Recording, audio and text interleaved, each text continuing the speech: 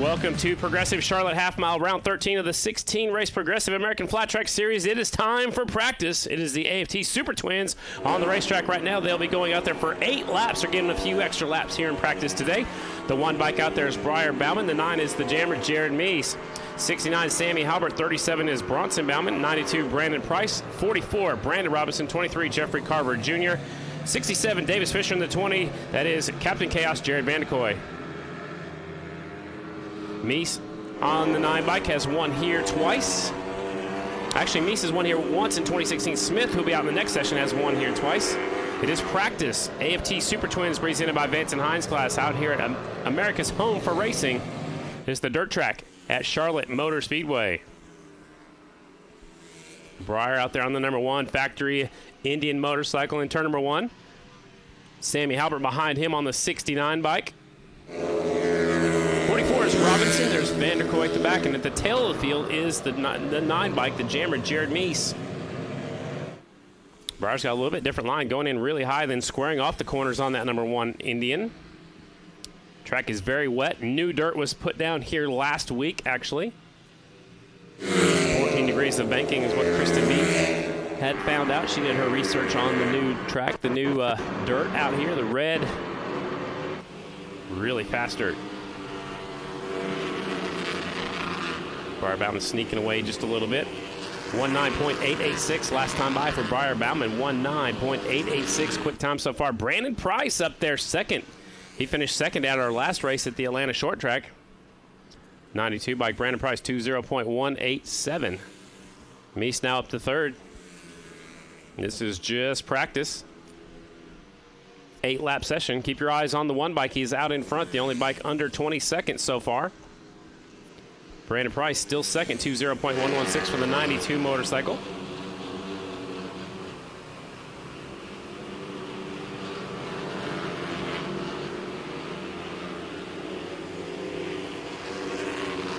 '23, Jeffrey Carver Jr. off of turn number 4. The Wizard. Brandon Robinson moves up to second right there on that last lap. Now that didn't last very long. Jared Meese goes to second. White flag is out from Big PR flagman for Briar. Price really moves around a lot on that motorcycle. Gets way over that rear tire, getting that traction over that rear wheel. Slides way forward towards the front wheel to get the traction onto the front wheel. First group of practice, AFT Super Twins presented by Vance and Hines. Here they come to the checkered flag. It's the 1 bike, Briar Bauman. Sammy Halbert, Brandon Price, Bronson Bauman. Here comes the 23 of Carver. And on next to the last lap, actually that last lap, Jared Meese goes to the top spot, 19.735 here in practice. Jared Meese, the number 9, 19.735. He won here back in 2016. Briar Bauman second quick here in practice, 19.886. Brandon Price third in practice, 20.034. Up next, group number 2 of practice for the AFT Super Twins class, presented by Vance and Hines. The 4 is Brian Smith, 62, Dan Bromley, 27, Robbie Pearson, 79, Dalton Gauthier, 95, J.D. Beach. The 5, Jake Johnson, 72, Larry Pegram. The 12, Jay Maloney. In the 11 bike, that is Andrew Lukers getting the fill in. Colby Carlisle had surgery on his knee yesterday, was not able to make the trip out. He is done for the season. Andrew Luker gets the nod to come out here and be a wild card rider in the Super Twins class. This is group number 2. Practice. They have moved all the practice sessions up to 8 laps. Welcome to Charlotte. Progressive Charlotte Half Mile.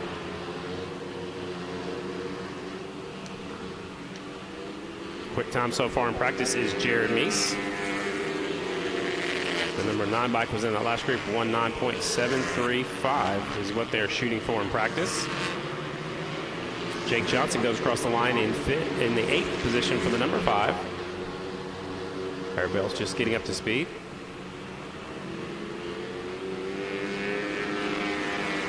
It's the 7th time the American Flat Track Series has been here to Charlotte Motor Speedway.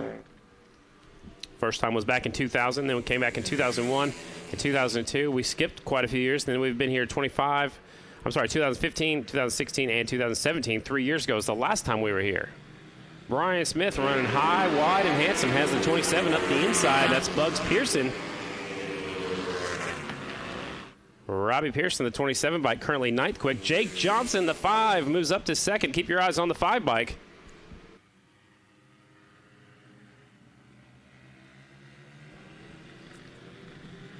Jake Johnson, the quickest bike on the track. Here he comes off to turn number 4. Keep your eyes on the number 5 bike. He's up to 2nd quick here in practice. 19.827, so we have 4 bikes in the 19-second range. Bugs Pearson, the 27, goes up to 4th quick. The 27 bike out in front. That's the Rackley Racing Indian FTR 750 out front. He is now 4th quick here in practice. Jake Johnson still 2nd quick with the 19.827. The 5 motorcycle is the quickest one on the track.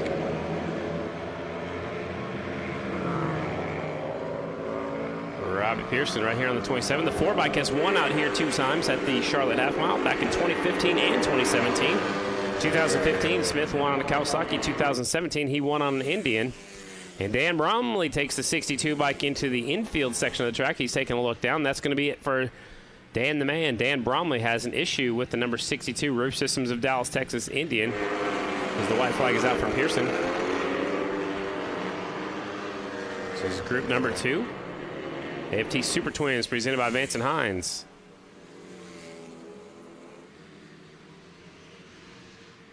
'12 bike running a 27 number plate on the front for Jamison Miner.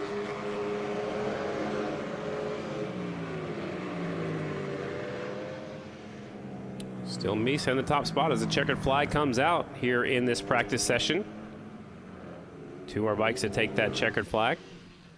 Quick time in practice, the number 9, Jared Meese, 19.735. Jake Johnson is 2nd in practice, 19.827 on the number 5 Indian. Briar Bauman, our defending champ, is 3rd on the number one bike, 19.886. Robbie Pearson, who was just out there on the 27, he is 4th, 19.897. And the 2-time Charlotte Half Mile winner, the 4 of Brian Smith, he comes home in 5th in that practice session. Up next is scheduled to be the AFT Production Twins class. There are 16 entries today. They will all make the main event. Out of practice, they'll just go back to the pit area and get their bikes set up for their semifinals. Out of the semifinals, we'll take them into the main event. Here comes the 43 leading them out. That's James the Rocket Rispoli. The 1 is Corey Texter. 25 is Ben Lau. 68 is Revan Ryan Varnes. 64, Danny Eslake. 49, Chad Coase. 42, Jeremiah Duffy, and the 96, Cody Johncox. Those are the bikes scheduled to be on the racetrack right now. It's Production Twins' first round of practice. Rispoli has 7 wins out here so far in 2020. Corey Texter has 2 wins on the number 1 motorcycle. Chad Coase having an issue over here in turn number 4. He's on the Harley Davidson. Now maybe just trying to get a little breathing room on the racetrack. Now he starts getting up to speed. 2 Harleys on the racetrack, the 43 and the 49. Rispoli out in front, the 43 bike. Latest Motors Racing Pro Beam XG 750. Behind him is the 25, that's Ben Lau. Ben Lau's going to be coming right back out in the singles class. He is filling in for an injured Henry Wiles. Trying to take over that top spot. The leaders are in turn 3 and 4 right now in this practice session. Ben Lau, 19.903. The last lap was his quickest lap so far, 19.903. Ben Lau on the 25. That's a Yamaha MT-07. 3rd bike on the racetrack is Varnes. He's now 2nd quick. Rispoli is 3rd quick. Even now he's dropped back to 2nd on the racetrack. This is just practice. Chad Coase again having issues over here on the Harley Davidson. Now he lets Corey Texter go on by. Maybe he's just going to pull off and go get on board his Suzuki for the singles class. He's definitely off the pace. Now he's at the very back of the back. Now he's starting to get up to speed. So Ben Lau slips wide down here in turns 1 and 2. Lets Rispoli go back by. Now he goes after him again in turn number 3. On the screen right there's Corey Texter, our defending champion. That's the G&G Racing Yamaha.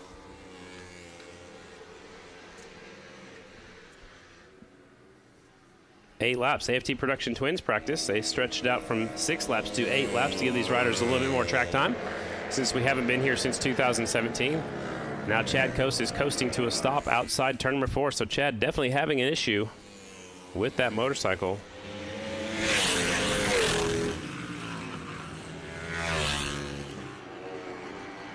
White flag is out. AFT Production Twins. Practice group number 1. Checkered flag is going to come out this time by for the 25. Ben Lau, currently second quick.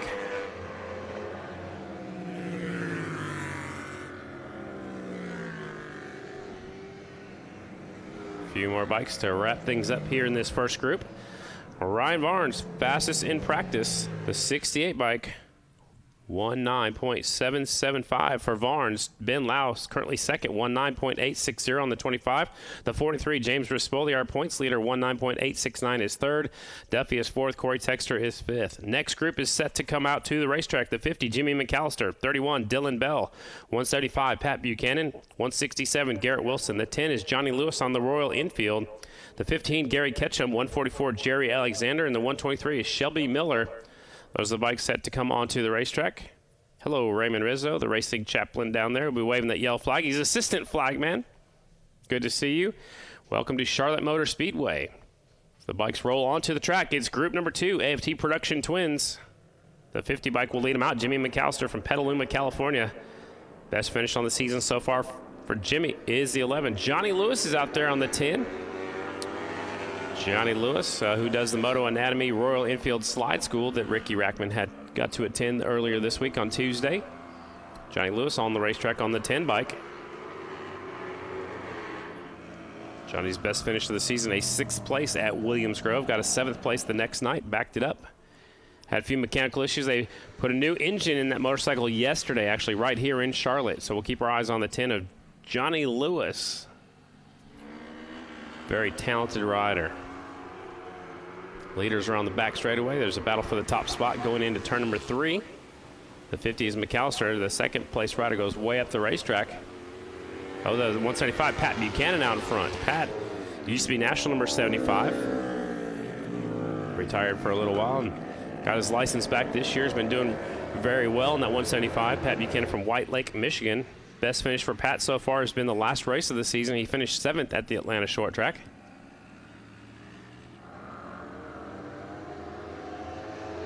Jimmy McAllister out there had some mechanical issues on his Kawasaki last weekend. Johnny Lewis stops on the back straightaway, so it looks like the number 10 Royal Enfield is having a few issues out here so far. Leader goes way up the racetrack down here in 3 and 4. Looks like it's very tacky all the way around the racetrack. Brand new dirt surface was put in here last week. Varnes still in the top spot here in the AFT Production Twins practice. There's Johnny Lewis, comes up short. Stops over there where they enter and exit the racetrack just as they go into turn number 3.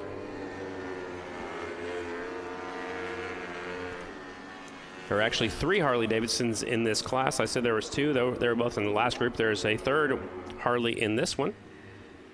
That is the 31 of Dylan Bell from Hoisington, Kansas. 15 right there across start finish line. Gary Ketchum from Tulsa, Oklahoma, the leader across the finish line on the 175. Pat Buchanan. Up next will be the AFT singles practice. Leaders in the middle, 3 and 4 right now.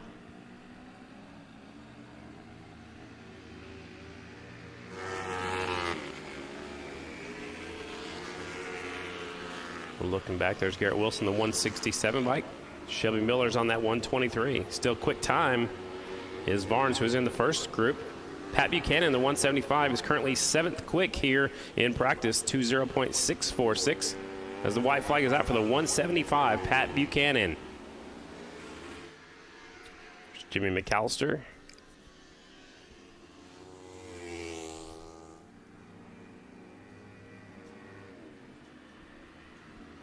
Last lap, checkered flag will come out this time for the Michigan rider. 175, Pat Buchanan picking up the checkered flag. Buchanan currently 15th in the point standings. One more rider take the checkered flag, then we'll switch on over to the AFT singles presented by Russ Brown Motorcycle Attorneys. Quickest in practice for the production twins was the 68 Revan Ryan Varnes, 19.775. Ben Lau was second, Rispoli third, Jeremiah Duffy was fourth, and Corey Texter was fifth as they pushed the Royal infield back to the pit area. Up next will be the AFT singles presented by Russ Brown Motorcycle Attorneys. They will come out according to the point standings. Right now, your points leader, 70-point advantage between first and second is the 32 of Dallas Daniels. Scheduled to come out second was the 17 of Henry Wiles. He is a scratch. He did not make it down here to Charlotte. So second in the points is actually a tie between the 17 and the 18. So Maxwell is second in the point standings, 70 points behind the leader. So if Dallas Daniels wins tonight or finishes higher than Maxwell by a few positions, Dallas Daniels could possibly lock up the championship tonight in the AFT singles class. 32, Dallas Daniels. 18, Maxwell. 15, Mikey Rush. 13, Morgan Mishler. 48, Trent Lowe. 105, Brandon Kitchen. 38, Tanner Dean. 49, Chad Coast. 211, Trevor Bruner. 54 is Michael Enderbitz. And 52, Shayna Texter.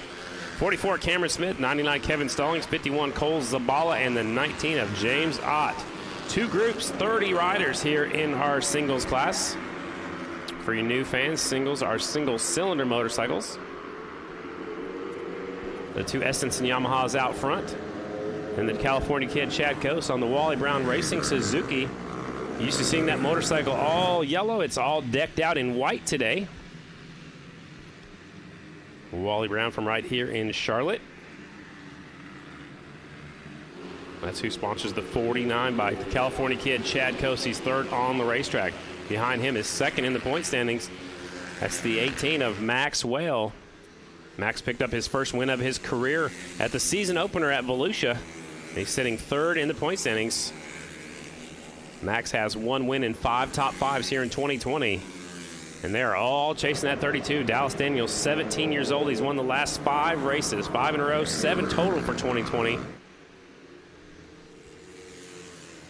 Two Essence and Yamaha stretching it out down the back straightaway. Then you got Maxwell on the Kawasaki, and then the Suzuki, the white Suzuki of the 49 bike. That is Chad Coase. Track looks really fun, looks really fast. Mikey Rush to the top spot. Now Maxwell to the top spot, and that didn't last very long. Trent Lowe goes to the top spot here in practice, 19.871. Trent Lowe has the quick time. The 48 bike is the quickest on the racetrack. He's the 5th bike on the racetrack. He's actually tucked in and drafting on the straightaway, trying to get as small as you can, just like you do on a mile. The red Honda, the 5th bike on the racetrack, was the fastest. That didn't last very long. Mikey Rush goes to the top spot. The 15 has the quick time here in practice, 19.849. Last time by for the 15 bike. He has somebody to chase after. He's actually chasing his teammate, the 32 of Dallas Daniels.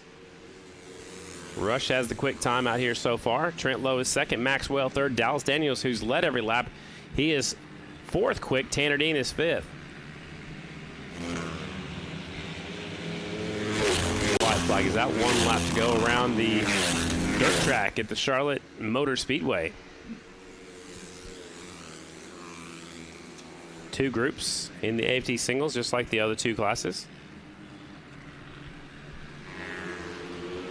Dallas Daniels to the top spot last time by. Will he back it up here?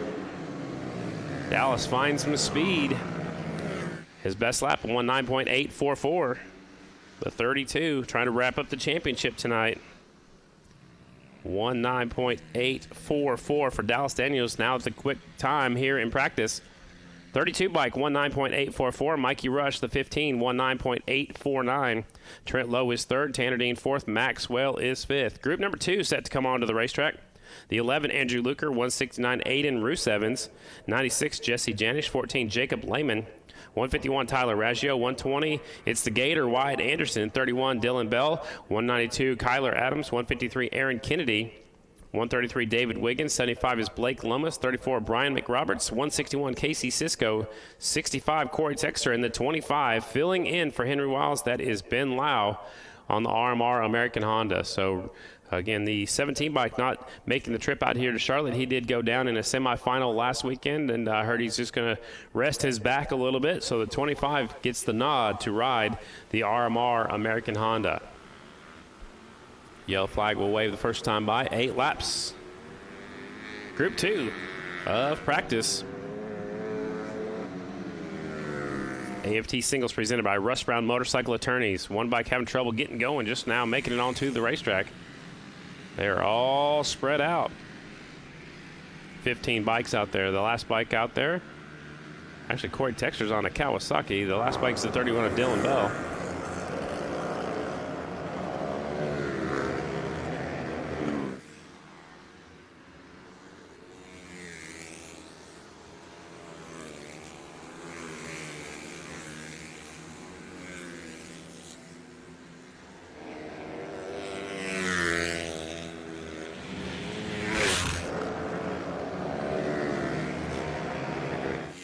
This is practice.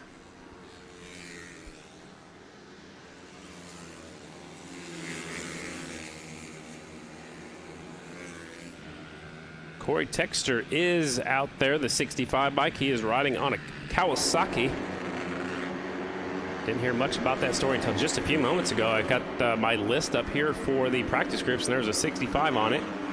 Corey Texter, who is our defending champ in the production twins. He's right here coming off of tournament 4. He's on a Kawasaki today, so that's a little bit different.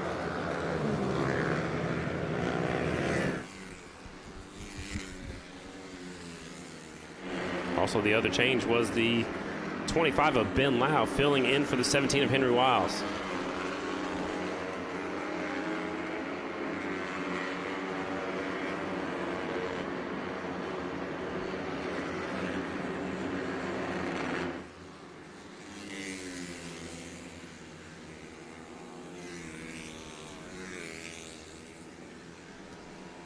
They're all the way spread out.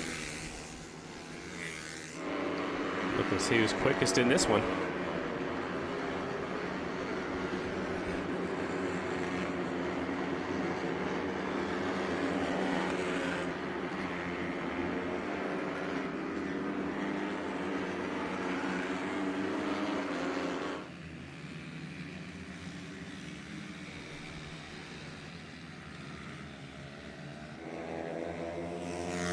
White flag is out.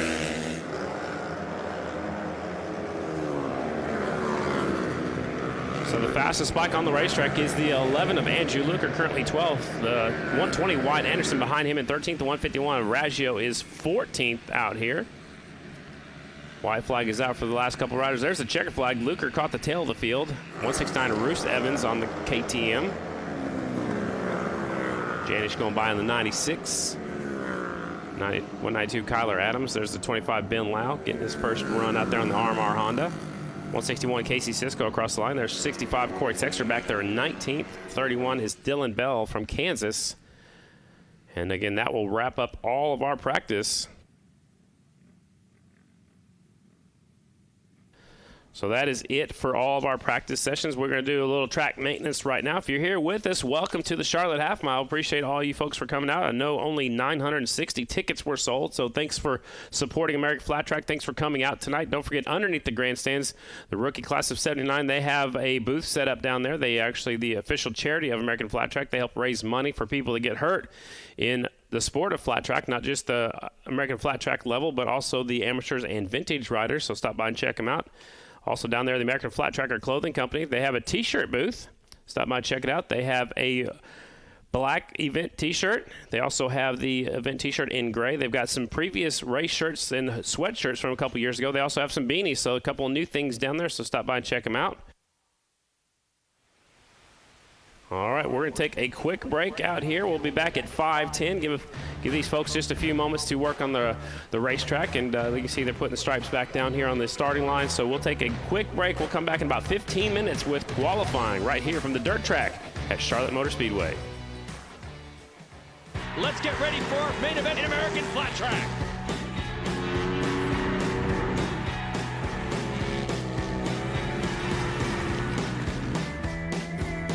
It's going to be a one-on-one duel for the win down to the last lap. This is what I grew up watching. Riders talk over 130 miles per hour, mile racetrack, hands off the handlebars. I love it.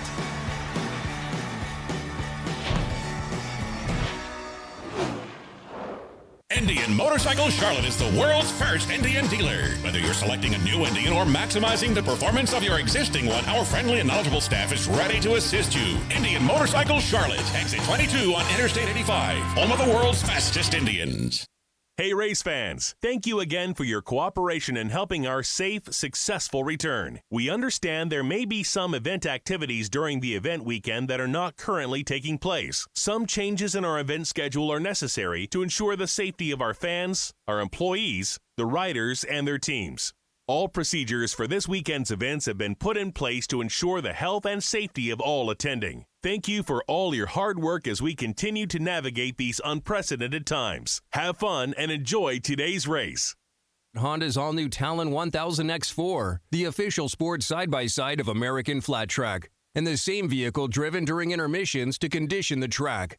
Featuring a high-tech 6-speed automatic dual-clutch transmission, quick revving 1000cc twin-cylinder engine, Fox suspension, intelligent four-wheel drive, and stadium seating for up to 4. The Talons are now available at your local Honda Powersports dealer.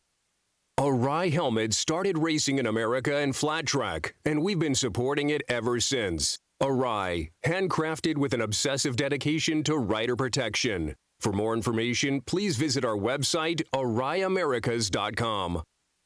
You own the job and everything that comes with it. The mornings that start too early, the nights that go too late, and every unbelievable thing in between. It's good to know you can rent whatever construction equipment you need from people who do whatever it takes. Visit us at catrentalstore.com. Cometa Gasket is the official gasket of American Flat Track. For decades, American Flat Track twins and singles champions have depended on Cometic to seal their engines. Cometic gaskets are the professional standard for racers who demand the very best. For more information, log on to Cometic.com. Cometic Gasket, sealing championships since 1989.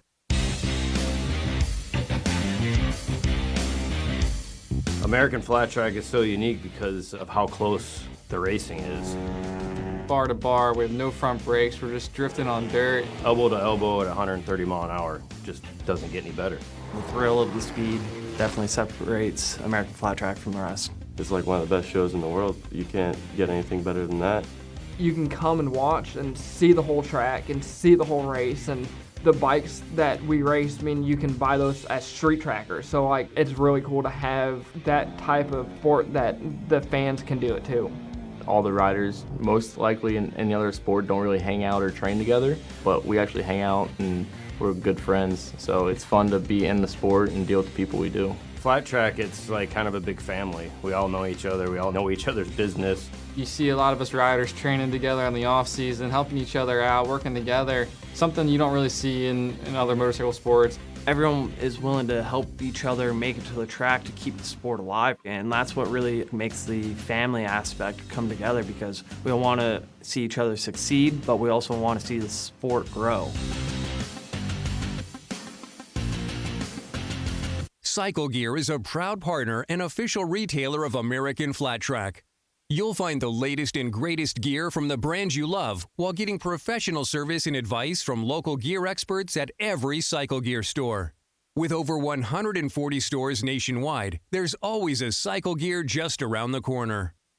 Founded in 1972 by Lino Dionisi, true to its mission of advocating and delivering safety in dynamic sports, the company designs advanced protective head-to-toe gear for motorcycling, winter sports, and mountain biking. Dionisi products represent the technology frontier in the field of protection for dynamic sports and are used by the world's top athletes, including J.D. Beach and the entire Estenson racing team. Dunlop is proud to be the official tire of American Flat Track. No other tire company has won more championships than Dunlop. And what we learned from our investment in racing is rolled into our street tires, such as the Dunlop K180, a street-legal version of the aggressive DT3 flat track tire. Dunlop, the official tire of American Flat Track. Since 1974, Fox Racing has been the global leader in motocross gear and apparel. Fox outfits the world's best competitive athletes in the MX space and has you covered from the track to the trail with products that combine innovation and style, rooted in the brand's original competitive motocross spirit. Visit your local Fox dealer or foxracing.com for more info. Tired of replacing your battery every year? It's time to buy the world's best lithium battery, the Pulse IPT, with up to 1,200 cranking amps and unmatched reliability. There's no better battery for your bike. Visit Full Spectrum Power in the paddock today or on Instagram, Facebook, and the web. Start something. Power everything. Kicker Performance Audio is the official sound system of American Flat Track. Kicker's fully stocked line of products includes speakers, amplifiers, and subwoofers for your car and truck stereo systems, as well as those for your boat, side-by-side, and touring motorcycle. Kicker also makes Bluetooth outdoor speakers, over-ear headphones, and earbuds to pair with your favorite mobile device. To learn more or find a dealer, visit kicker.com. KTM, ready to race.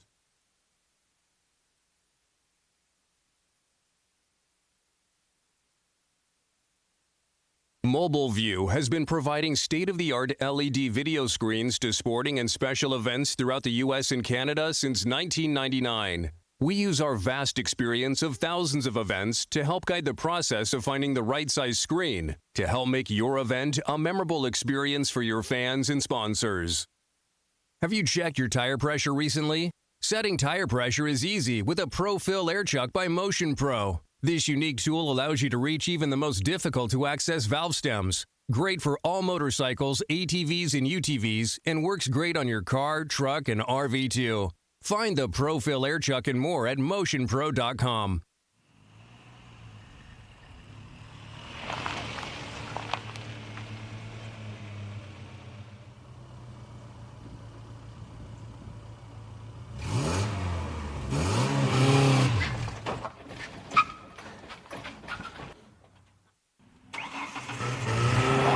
The best part about my Ford Ranger is 2 more payments, it's all mine. Fancy cars don't do it for me, a deal does it for me. Hi, I'm Jared Mees, and I'm the champ. I call Florida home, but I still come up to Clio, Michigan during the summer months. I got a good training regimen up here and got to see some of the family and friends, so I still come back in the summer to hang out. Oh, thank you. Life around my house is pretty structured, actually. I have a little girl, Hayden, who just turned 2, and an awesome wife, Nicole. And our life's busy, but it's basically structured just around racing. What's up, guys? Welcome to my shop. This is where the magic happens. A lot of time spent here in preparing race bikes, practice bikes, bicycling, working out, you name it. Here we got my helmets. A lot of memories with these helmets, actually. Amateur days all the way up to the pro days. I got my bicycles here. Motocross bike, motocross station. Let's go check out my gym. Here's my gym. It's real convenient to be able to work out. I got a few pieces in here, but I got the pieces I feel I need to win the races every weekend. This is my favorite part. Lots of memories here with all my race bikes. I got my very first Rotex when I was 13 years old. The way I look at it, I got my blood, I got my sweat, and I got my tears all in one. Training is all about what you put in is what you get out. I'm out there trying to physically condition my body so that when I get on the motorcycle, I can push from lap 1 all the way to lap 25 and not fall off pace. To be a champion, it's about getting down to the nitty-gritty. It's about digging deeper than the next guy, even when you already dug as deep as you could. Racing is all about being mentally tough. Oh no! Jared Mees, what has happened? Gotta think it's a mechanical issue. This season for me has obviously been a little bit tougher than the last 2 seasons. Starting off in Daytona, we basically had a goose egg there and started 23 points down with braking. So I've been kind of crawling my way back up, but it's not been easy because Breyer's been so consistent. Breyer Bauman right now trying different lines, trying to find a way around Jared Mees. I won 2019's championship just as bad as I wanted my first one. There's nothing different with my focus, my mentality, my mindset. It's the same as it's always been, and that's to go out there and win. I'm really looking forward to the competition. I think it's going to come down to the last race of the year. It's going to be a fun and exciting season. Explore the full 2020 Indian motorcycle lineup, including the all-new Challenger, the ultimate American V-twin bagger. For more info and to schedule a demo ride, visit indianmotorcycle.com. Always wear a helmet, never drink and drive. There's the old saying, you don't know how fast you can go till you fall down, and There's a lot of truth to that. I'm doing a sport that I love, and we all know it can go bad. And when those times that it does go bad, you want to be safe. Just looking at the helmet, looking at the craftsmanship, you can tell why it's the best helmet out there. When I put the helmet on, I know that I have the best in the business on my head, and for me, I've been wearing Arai helmets my entire career, and I'm pretty proud of that.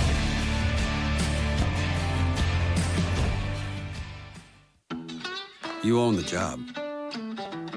The mornings that start too early. The nights that go too late. And every unexpected, unpredictable, unthinkable, unbelievable thing in between. You own it all. It's good to know you can rent whatever you need from people that do whatever it takes. Let's do the work.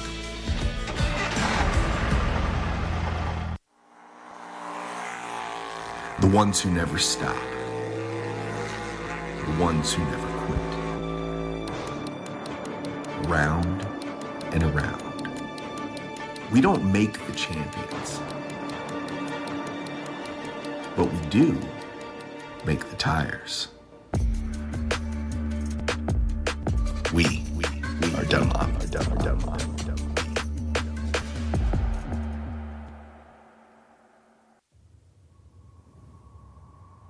The darkness is full of demons, hazy creatures who lurk in the shadows, prowling under the cloak of dusk.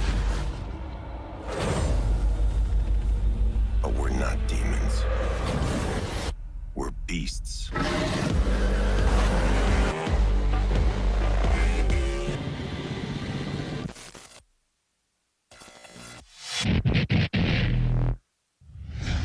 Motion Pro. We make innovative tools and products that help you maintain and repair motorcycles, ATVs, and UTVs. Like the patented Pro-Fill Air Chuck, helping you manage tire air pressure on your motorcycle, ATV, or UTV. Easily adjust the Pro-Fill Air Chuck. Get past hot disc brake rotors with the pivoting angled head. Connect it with an airline. Or pair it with a Motion Pro digital tire pressure gauge. Reach for the Pro-Fill Air Chuck to manage your tires. Get yours at motionpro.com or visit Power Sports stores nationwide.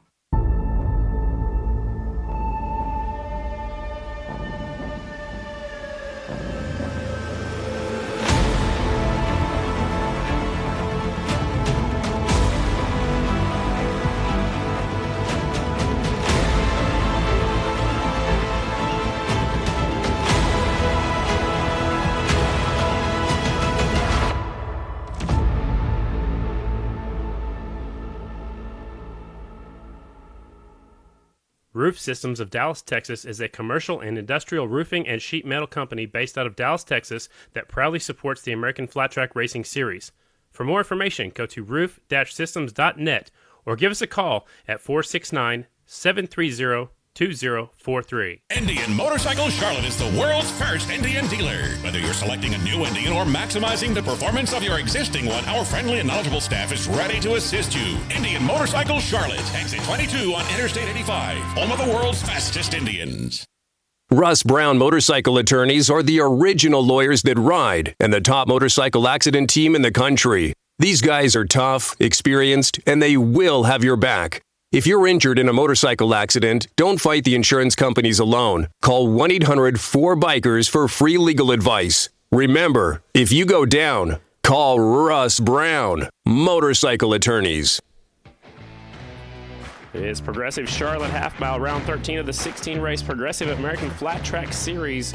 We're at the dirt track just outside of Charlotte Motor Speedway. Up next will be the AFT Super Twins qualifying round number 1. 6 laps is the distance. The points battle is getting tight after what happened last weekend. Jared Meese took home both wins at the Atlanta Short Track, and Briar Bauman, who had a pretty commanding lead, finished up second and third, so it tightened it up. Briar Bauman on the one bike is your points leader with 256 points. He will lead him out. Coming out second is the 9 of Jared Meese, 244 points. So 12 points between first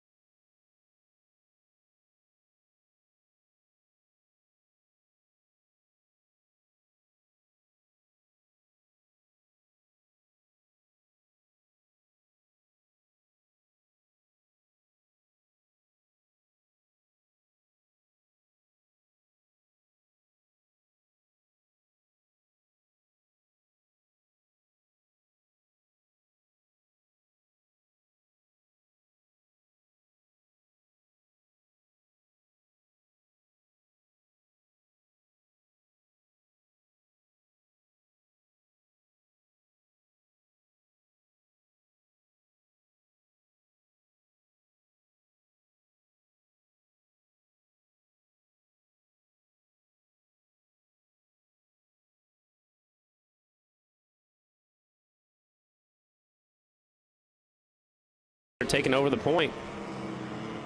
Looks like that's the 27 of Bugs Pearson. 62 trying to come on by as well. So Pearson leads the pack into turn number 1. There's 3 bikes up there battling for that top spot.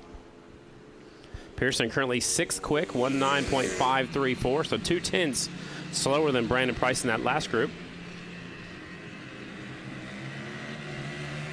Here's your leader off of 4, 27, Bugs Pearson. Brian Smith right there in second, reaches up, grabs the tear off.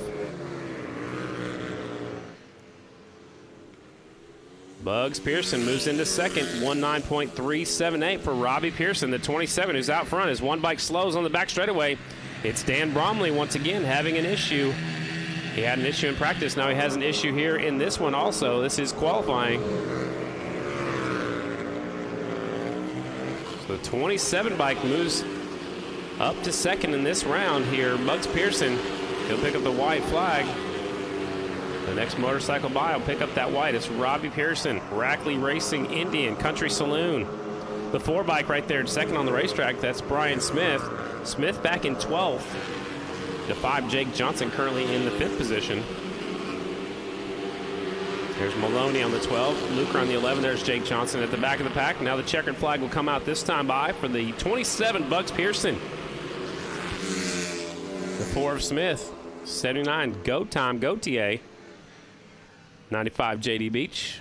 72, Larry Pegram. Here comes everybody else. The 12 of Maloney slips wide. The 11 goes on by. Jake Johnson squirts around the outside of the 12 bike at the finish line. So quick time through round number 1. It is Brandon Price. The 92 bike has the quick time, 19.374. Bugs Pearson is second. Briar Bauman third. Jared Meese is fourth. Jake Johnson just finished up there in the 5th position.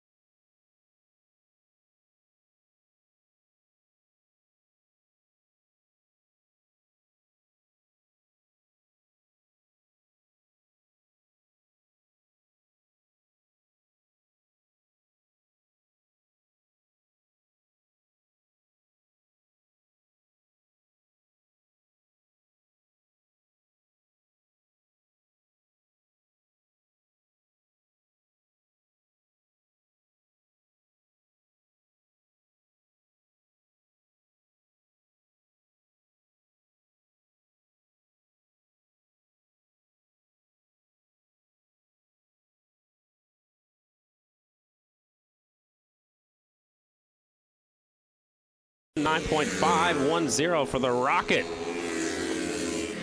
James Rispoli actually tracking down the leader over here in turn number 3. The 43 bike. 7 wins here in 2020. Had a streak of 5 in a row. That was stopped by Corey Texter last Friday night in Atlanta, and then Rocket won on Saturday night. So Spoli has the quick time, 19.510 for the 43 as the white flag comes out. Ben Lau second, 19.668. Corey Texter third. He's way at the back, but he's third on the speed charts. Barnes is fourth. Chad Coase is fifth. Checkered flag out this time by for the 25 bike, Ben Lau, as the 43 tracked him down.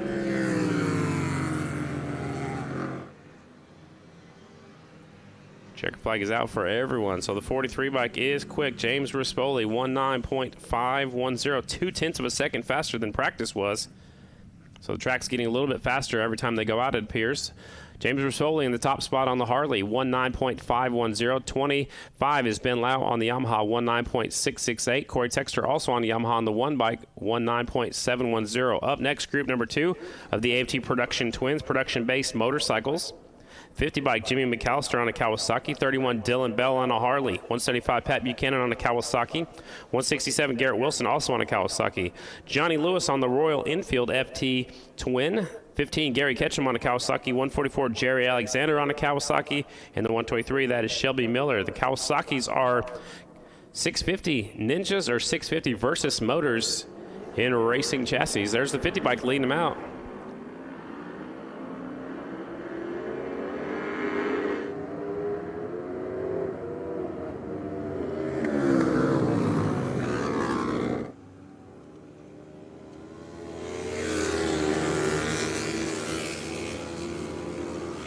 Here's Production Twins, group number 2 on the racetrack. Pat Buchanan out in front.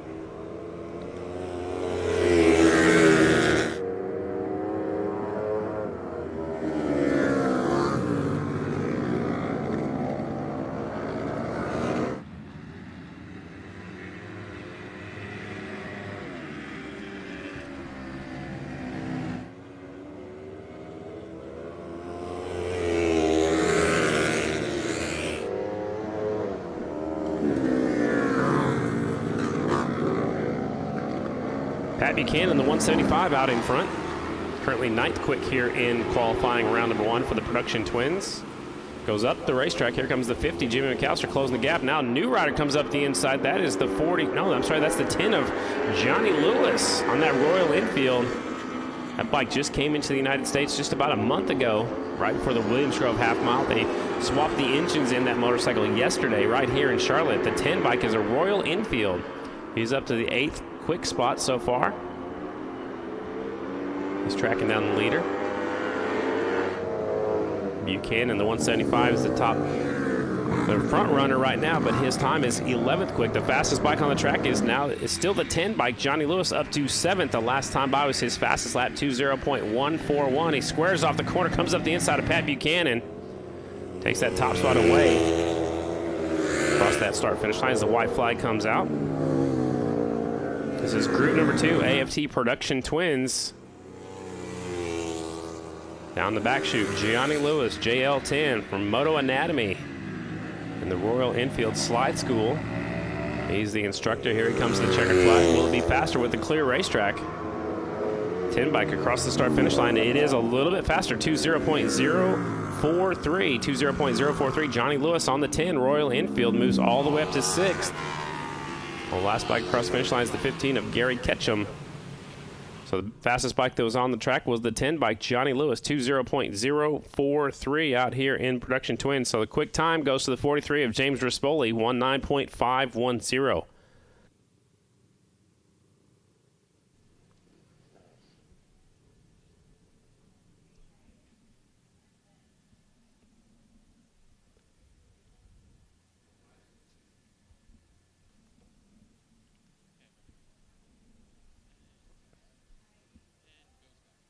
You wouldn't take your motorcycle to a car mechanic, so why would you hire a lawyer who doesn't ride?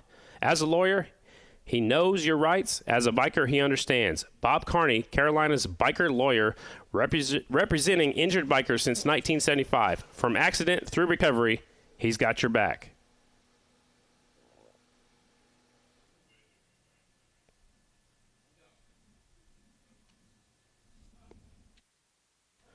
Tom McGrath's Motorcycle Law Group, your most trusted law firm representing injured motorists. We ride with you. We fight for you in the legislative because we are riders too. Contact Tom McGrath's Motorcycle Law Group if you have been injured through no fault of your own. We are the firm that rides, serving Virginia, West Virginia, North Carolina, South Carolina, and Georgia. 1-800-321-8969, motorcyclelawgroup.com.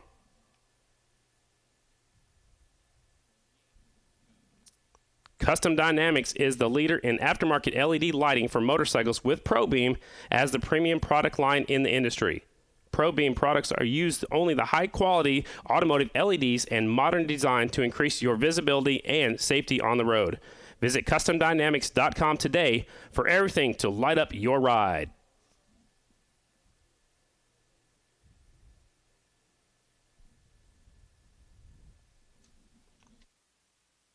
Triumph, Royal Enfield, Vespa, and many more for all your motorcycle needs. New and used bike sales, the latest trends in clothing, and more accessories than you can imagine. Service for most makes and models, well-equipped and factory-trained professionals, some with nearly 50 years in the motorcycle industry.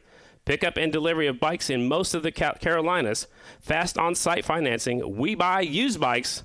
Old school, coolest location in the Carolinas. SelectCycle.com, 430 North Eugene Street, downtown Greensboro, North Carolina.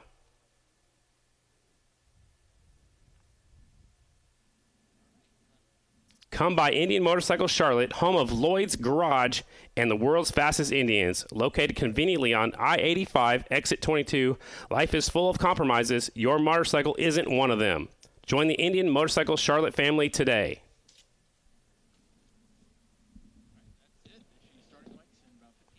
All right, coming up next, ladies and gentlemen, our race fans out here at Charlotte Motor Speedway. Up next is the AFT Singles presented by Russ Brown Motorcycle Attorneys, their first round of qualifying. Here they come rolling onto the track. 32, Dallas Daniels. 18, Maxwell. 15, Mikey Rush. 13, Morgan Mishler. 48, Trent Lowe. 105, BK, Brandon Kitchen. 38, Tanner Dean. 49, Chad Coase. 211, Trevor Bruner. 54 is Michael Enderbitson. 52, Shayna Texter. 44, Cameron Smith. 99, Kevin Stallings. 51, Cole Zabala. And the 19, that's James Ott. A bunch of them out there. 15 to be exact. This is qualifying. Round one.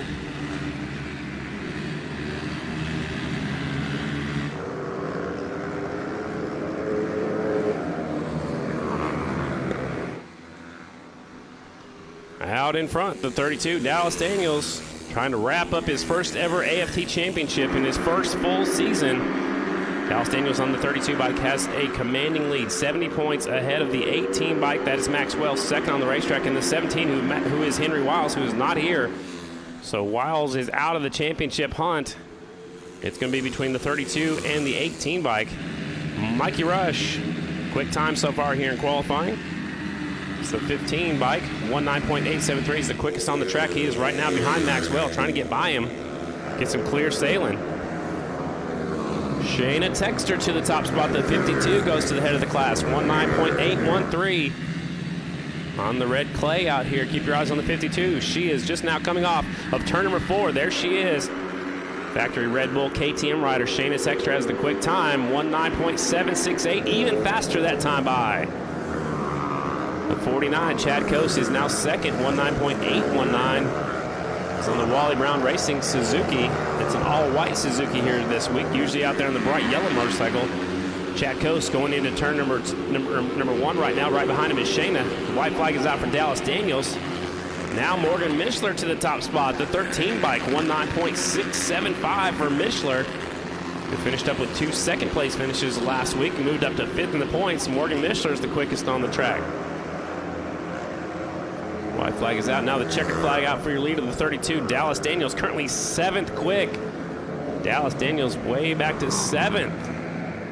So a few other bikes are finding some speed out here. Checkered flag is out for the 44 Cam Smith. Here comes the fast guys. Now off of turn number 4. The 49 was way up there in the top spot for just a moment. Now Chad Coase finishes up 6th. Shayna Texter is currently 4th. So Morgan Mishler, the 13 motorcycle, is the quick time, 19.675. 19.675 for Mishler. Kitchen is second on the 105. Trevor Bruner is third on the 211. Some up-and-comers are really quick here tonight. Shayna Texter is 4th. Kevin Stallings is 5th. Up next, group number 2, the AFT Singles presented by Russ Brown Motorcycle Attorneys. The 11, Andrew Luker. 169, Aiden Roosevans. 96, Jesse Janish. 14, Jacob Lehman. 151, Tyler Raggio. 120 is Wyatt Anderson. 31, Dylan Bell.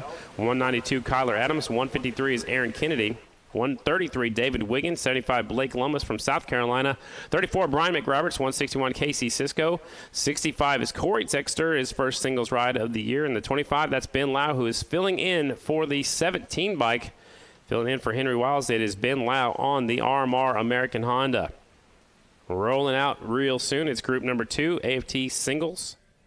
The time to beat, Morgan Mishler, the 13 motorcycle, with a 19.675. Here comes group number 2. 6 laps the distance. This is qualifying. They'll get qualified into their semifinals. There are 30 entries here in the singles class. Only 16 of them make it into tonight's main event. They do that out of their semifinals. So time to beat 19.675 by the 13 bike. Track is getting faster every time they go out in all 3 classes. Janish out there in the 96 bike in turn number 1. TT Specialist hasn't been racing with us that much this year. Corey Texter at the back of the pack on the 65 motorcycle. It's a Singer Racing entry, I was told, on that 65 bike. Corey, the defending champ in the production twins, doing some double duty today. There's the 25 Ben Lau going into turn number 1. Again, filling in for the injured Henry Wiles. On the screen, the 120, that's Wyatt Anderson. The Gator out here, the 120 bike. One of our taller riders in this class. Wyatt Anderson currently 23rd in the point standings. Only has made 1 main event so far this year. All the way from Washington. Battles on for the top spot. Here they come off of turn number 4. Looked like the 169 came up the inside. Aiden Roosevens goes by Andrew Luker. Jacob Lehman is right there. Wyatt Anderson up to 4th on the KTM.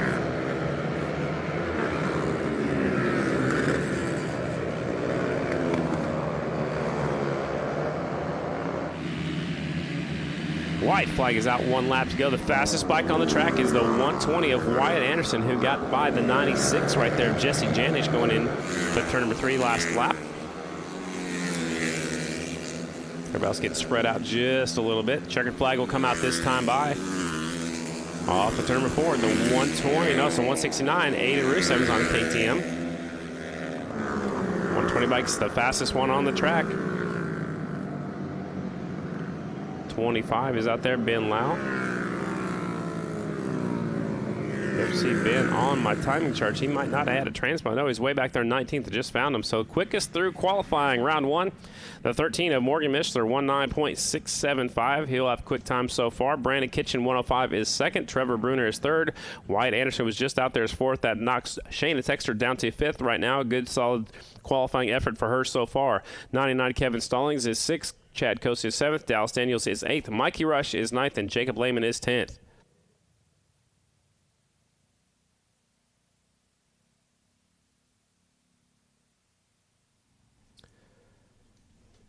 So we'll get this all figured out. We're going to take a quick break here. Coming up, we have about an 18-minute break, it looks like. Good time to check out the T-shirt booth. It's down below, the American Flat Tracker Clothing Company. They have the event T-shirts are down here. Also down there is our friends with Rookie Class of 79. They've got a booth. They're the official charity of American Flat Track. Stop by and check them out. There's a lot of cool things happening. Several other vendors are down here underneath the grandstands for you fans that have joined us out here at the Charlotte Motor Speedway. It's the dirt track. It's Progressive Charlotte Half Mile. All right. Well, last night we had a get-together at the rock climbing event. That was last night. We'll take a look. Kristen Beat checked it out. Let's see what she found out. Leading into the American Flat Track Series race at the half mile at Charlotte Motor Speedway, we spoke with some of the riders and IMSA drivers here at a special event, bringing both families, the AFT family and the IMSA family, together for a fun night. Yeah, it's awesome. We're out here at Cliffhangers, and you know, to have an event with the American Flat Track riders combined with the IMSA drivers, it's huge. You know, not very often are 4 wheels and 2 wheels able to collide together and have some fun at such a unique environment. So super cool and exciting to be here. We got to share a little bit of our experience and a little adventure as well. You know, as long as we are, you know, we got a big race coming up next week. It's a 10-hour race, so as long as we, you know, we get through it, you know, that'll be fine. Hang out with them away from all the work stuff, and it's an awesome experience climbing all these rock walls. The scariest part is probably when you get to the top and having to jump and come back down. That was kind of the scariest part for me. I've had the opportunity to go to the Rolex 24-hour and watch Philippe race.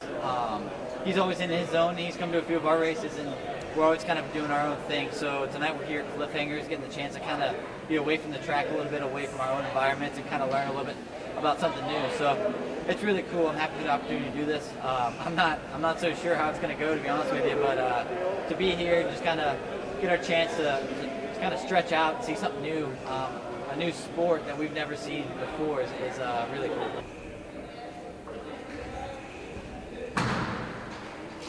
Looked like a lot of fun last night at the rock climbing event. The IMSA drivers were there. The AFT riders were there. They had an autograph session. Looked like a whole lot of fun. So we're here at the Charlotte Motor Speedway. We're going to take a little bit of a break. We'll be back at 5:50 p.m. Eastern Time. So we got a little break.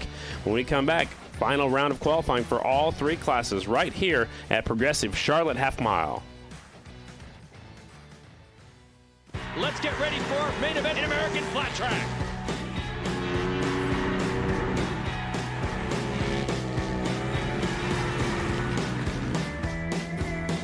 It's going to be a one-on-one duel for the win down to the last lap. This is what I grew up watching. Riders talk, over 130 mile per hour, mile racetrack, hands off the handlebars. I love it.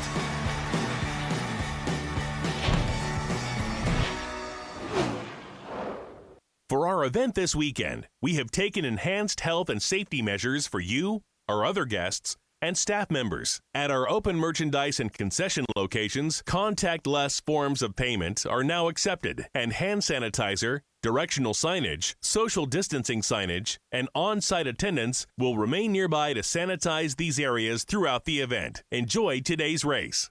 Royal Enfield made its first motorcycle in 1901. In 2020, Royal Enfield takes its first steps into the fastest globally growing motorsport, flat track racing. This partnership is just the beginning. For more information, visit royalenfield.com.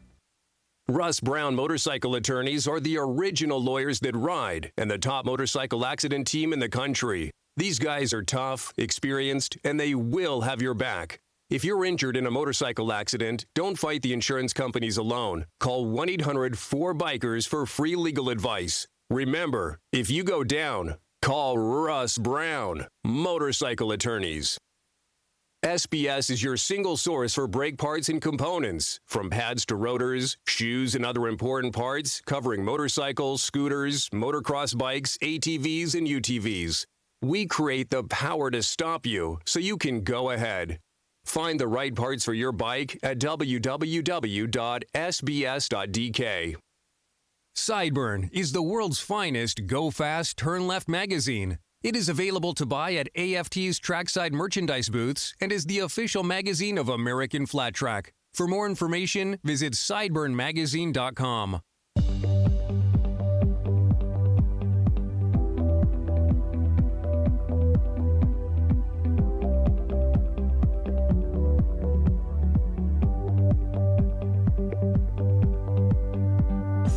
This is the Arai story. 3 generations in pursuit of the perfect handcrafted helmet. Founded by Hirotaki Arai, a motorcycle enthusiast, today the company is run by his son Michio Arai along with his grandson Aki. They take pride in running a 3-generation family business that is still independent and privately owned, with no shareholders or board of directors to answer to. Arai remains solely focused on one thing: the pursuit of crafting the best possible product for their customers. My father and me looks different. Rides motorcycle different. And my son, probably different. But there's one thing in common. Loves to make good things. A focus not on sales numbers or shareholder interests, but on protection. A strategic blend of engineering tech and human craftsmanship. Not just a family business, but a legacy. StaySick is the only bike for future rippers. Our bikes provide kids as young as 3 years old the opportunity to ride sooner. Learn more on our website, staysc.com. Supergen Products is a premier supplier of Champion power equipment. Champion has years of experience providing dependable and durable power products designed and engineered in the U.S. For home, work, or play, Champion products are the standard of performance excellence. Learn more at www.supergenproducts.com. Tom Duma Fine Jewelers is proud to be the official jeweler to American Flat Track, providing 3 custom championship rings for each class in 2020. TDFJ wants to be your jeweler. Check us out online for all your jewelry needs, from engagement rings to fashion jewelry to watches, in all price points to fit everyone's budget. Shop like a pro. Shop TDFJ.com. You don't take greatness for granted, and neither should your gear. We are Torch Eyewear, and we design sunglasses for protection, performance, and chasing your passion. For more information, visit our website at torcheyewear.com and click on our free Home Try-On program. Race fans, VP Racing Fuels offers a full line of power sports fuels, lubricants, coolants, and appearance products for track and street. From pro racers to weekend warriors, we help riders make more power. Ask your local power sports dealer. The Vance & Hines brand has always been about enhancing the exhilaration of your motorcycle ride. It started over 40 years ago in California. Terry Vance always wanted to go faster, and Byron Hines knew how to make it happen. Today, Vance & Hines makes bikes go faster on the racetrack and makes great performance products for riders. See the full selection of Vance & Hines exhaust, VO2 air intake system, and Fuel Pack FP3 products at a retailer near you. Whelen designs and manufactures reliable and powerful warning lights, white illumination lighting, sirens, controllers, and high-powered warning systems for various industries worldwide.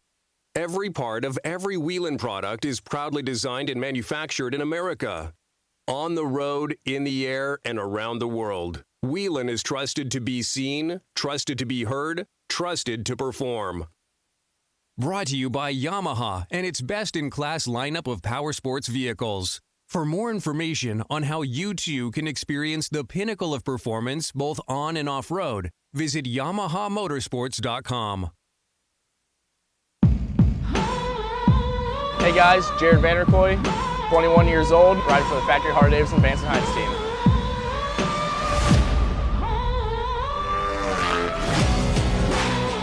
I've been racing motorcycles ever since I was 10 years old. Started riding when I was 3, but then started taking it serious up until I was 10. The sport of flat track in general is, crazy. 100 mile an hour, bar banging action, people are getting sprayed, roosted, bucked around on their motorcycle. It's definitely a thrill. You gotta get out here and see it in person. The prestige of riding for the Factory Harley team is awesome because growing up, you looked up to those guys, the Scotty Parker, the Jay Springsteen. And now to say you're one of those guys, I still don't believe it. The team and I work very well together, and it's very motivating to me to be able to talk to those guys on a personal level and understand each other on race day to make the changes that we need to go to the front. Oh! Vanderkoy goes down. They say they call me Captain Chaos, but I feel like I'm a pretty conservative rider. I do get a little Western sometimes, so you gotta take it easy. But sometimes you gotta know when to hang it out. When you're out there racing, you're trying to find that edge, you're pushing your limits, what your bike's capable of, what you're capable of, and what the track's capable of. So you gotta find the edge at all 3 of those and somehow put it together. It's very difficult, definitely, if you're struggling that day, you're not in it mentally or physically or whatever the deal is. So it's on those days and making it the best is what I strive for.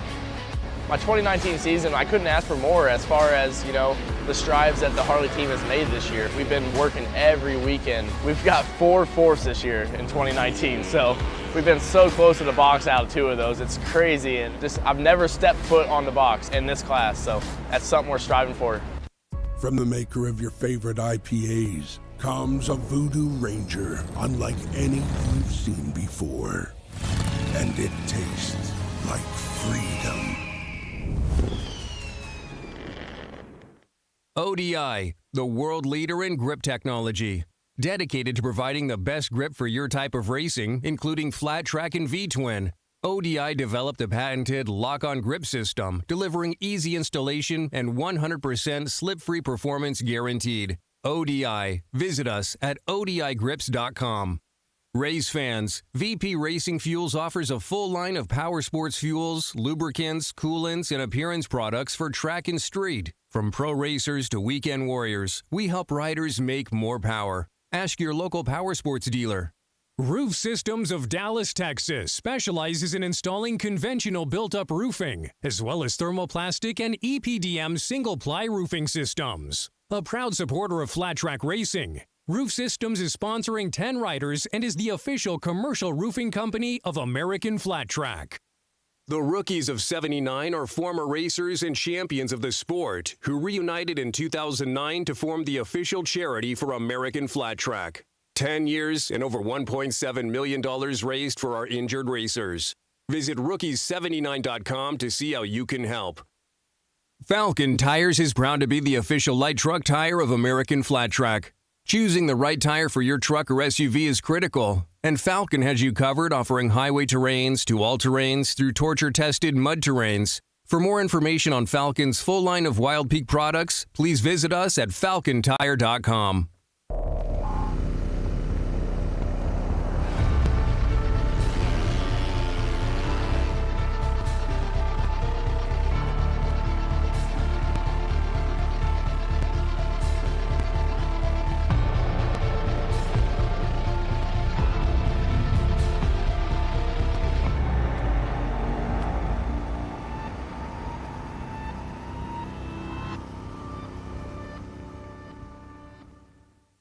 Over 40 years ago, Russ Brown set out on a mission to help injured riders.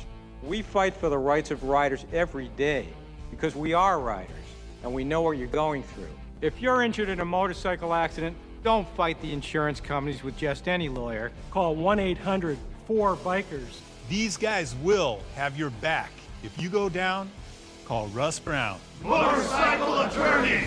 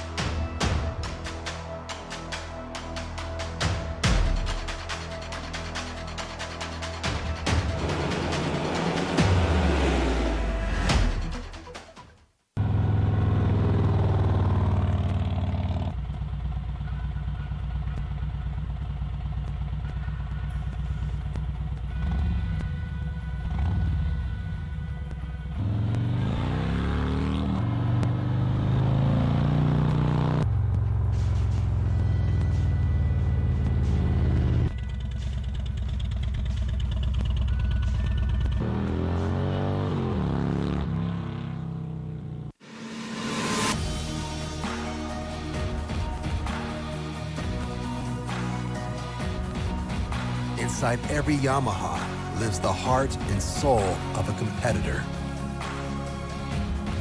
The DNA of a champion.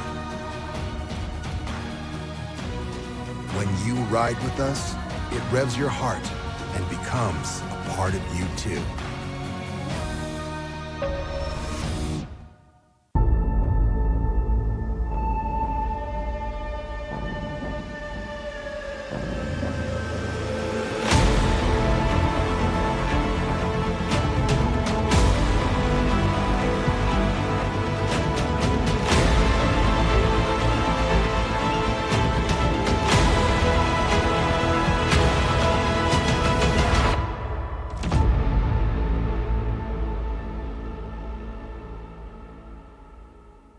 Indian Motorcycle Charlotte is the world's first Indian dealer. Whether you're selecting a new Indian or maximizing the performance of your existing one, our friendly and knowledgeable staff is ready to assist you. Indian Motorcycle Charlotte, exit 22 on Interstate 85, home of the world's fastest Indians. Russ Brown Motorcycle Attorneys are the original lawyers that ride and the top motorcycle accident team in the country. These guys are tough, experienced, and they will have your back. If you're injured in a motorcycle accident, don't fight the insurance companies alone. Call 1-800-4BIKERS for free legal advice. Remember, if you go down, call Russ Brown, Motorcycle Attorneys. We're at America's home for racing the dirt track. Just outside Charlotte Motor Speedway. I'm Scotty Dubler, the voice of American Flat Track, and helping us out here the entire 2020 season, a huge fan of flat track, and now he's a good friend of mine, and he's a legend. He's a rock star. He's been on MTV. He's been on some other reality shows. He works for NASCAR, and this is his home track. He now lives up in Mooresville, North Carolina, down there by the start-finish line. It's my good buddy, Ricky Rackman. Ricky, are you having fun yet? Scotty, I'm having so much fun. I was just waiting for you to start giving my home address or something like that. But I am having a great time here, and I guess this is my home track because I moved to Charlotte about 3 years ago because I just love this place, and I'm really excited about the racing at my new home track. That's so cool. You actually got to experience some flat track. We're gonna show that in just a little bit, but I don't want you giving away any secrets. But you went to the slide school. Did it give you any kind of new respect for our riders? Absolutely. For people that don't know, I do ride motorcycles quite a bit. I've been coast to coast 14 times on my motorcycle, but I have no dirt experience. My whole dirt experience is standing where I'm standing right now, watching the American Flat Track Series. Always been a fan, but never rode moto, never did anything that, and the opportunity came up for me to go to Johnny Lewis's slide school, which is called Moto Anatomy, and they teach people of all levels slide school, how to ride flat track. And I'm telling you, not only do I have a whole new appreciation for the sport, I mean, Scotty, you're a former racer. It was so much fun. Have no desire to go out here with these guys, but it was so much fun. All right, we'll check out that video later after we get a couple more qualifying sessions in. Up next is AFT Super Twins qualifying, again, coming out according to their point standings. And we got a battle on our hands, Ricky. It's between the 1 of Briar Bauman and the 9 of Jared Meese. Only 12 points separating the top two in the point standings right now. So Briar is the number 1 bike. He will lead him out. Number 9, Jared Meese. 69, Sammy Halbert. 37, Bronson Bauman. 92 is Brandon Price. 44, Brandon Robinson. 23, Jeffrey Carver Jr. 67, Davis Fisher. The 20 bike, it's Captain Chaos, Jared Vanderkoy. Vanderkoy on the Harley-Davidson. All the rest of them out here on the racetrack are on the Indian FTR 750s. It is AFT Super Twins, presented by Benson Hines, qualifying. The time to beat, it's Brandon Price on the Brew Systems of Dallas, Texas, Aztec Metal entry. The 92 led his first ever main event laps last weekend in Atlanta. He's trying to back it up here tonight. Finished up second. His career best finish was last Saturday night at the Atlanta Short Track. So keep your eyes on the 92. That is what everybody's shooting for at 19.374. This is qualifying round 2 for you fans just joining us. Opening ceremony is coming up at 6:30 p.m. Eastern time zone, and then we'll get into our semifinals. Brandon Price, fastest in this round as well, 19.562. Briar Bauman's quickest lap in this session is at 19.410. Now Jared Meese goes to the top spot. The 9 is the fastest on the racetrack. He is hungry, ladies and gentlemen. He does not like that number 9 on the number plate. He wants that number 1 back. Now Briar goes to the top spot. The 1 bike, 19.274. 1/10 of a second faster than they were in the first round of qualifying. Davis Fisher moves to second. The 67 bike, 19.320. Briar Bauman in the top spot, 19.274. So the 1 bike is the quickest out there. Keep your eyes on the 67, Davis Fisher. He's in turn number 1. He is second quick. The 9 of Jared Meese is right behind him. He is third quick. 6-lap qualifying session. White flag is out for Briar Bauman on the 1. That's the factory Indian motorcycle Progressive Insurance entry. Defending champion has struggled at this racetrack, trying to improve. His best finish here at Charlotte is a 10. Up the racetrack goes Briar. Now he grabs a handful of something. He takes a look over his shoulder. I think Briar missed the line down there in 3 and 4. Now he's looking back down. Yeah, he's not too happy about that. He was trying something a little bit different and gave up that lap right there. He's actually looking down at the motorcycle. Hopefully he's all right. So Briar still in the top spot, 19.274. He's shaking his head. He's a little disappointed in himself. I think he kind of blew that last lap down there in 3 and 4, but he still has the quick time. No, Jared Meese does on that very last lap. He just went across the finish line. The 9 bike is quick time, 19.252. Briar is second. Davis Fisher currently third. Jeffrey Carver's fourth. Brandon Price is fifth. Bugs Pearson, he is sixth. He has yet to come out in the second round. He'll come out in this next group. The 4 is Brian Smith. 62, Dan Bromley. 27, Bugs Pearson. 79, Dalton Gauthier. 95 is J.D. Beach. 5, Jersey, Jake Johnson. 72 is Larry Pegram. The 12 of Jay Maloney. And the 11, Andrew Luker. 2 Harley Davidsons in this group. The 4 and the 79. 1 Yamaha, the 95 of J.D. Beach. The rest are on Indians. Out front, the 4. Two-time winner of the Charlotte Half Mile, Brian Smith, won in 2015 and 2017 on 2 different motorcycles. He's trying to go 3 different motorcycles in a row. Smith out in front. Factory Harley-Davidson, Vance and Hines entry. Wow, scrubs the front end. Actually, the front end was kind of pushing underneath him. Grabs a handful, raises the start-finish line.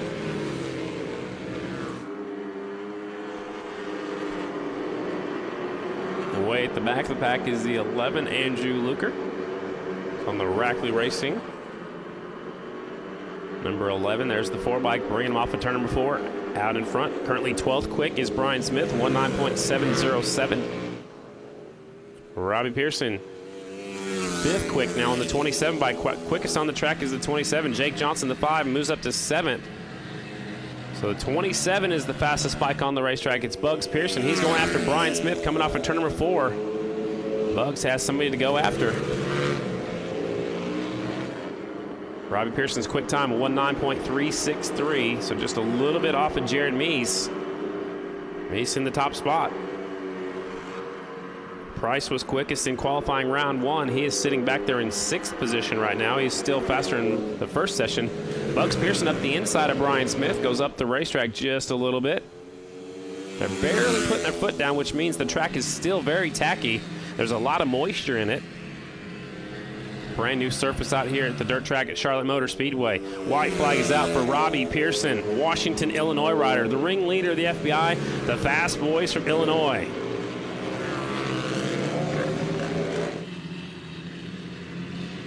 Last lap around the dirt track at Charlotte Motor Speedway. White flag goes away. Here comes the checkered for the 27 bikes. Robbie Pearson, last time by, moved up to 3rd. Will this one be any faster?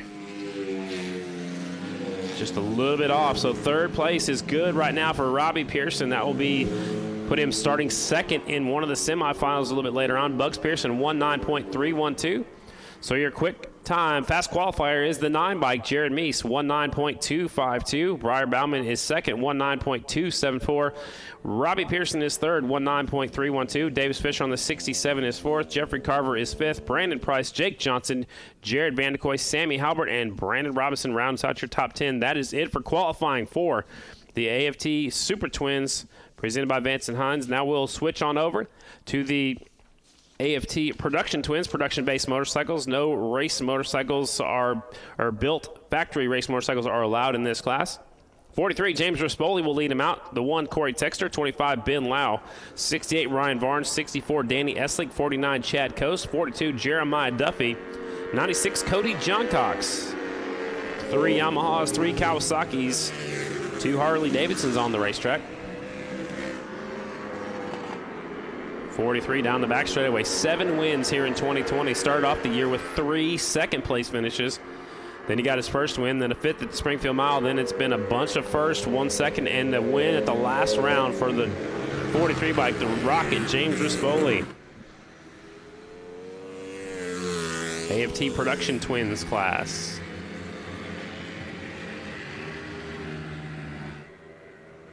.43 running really high down here in turn number 4.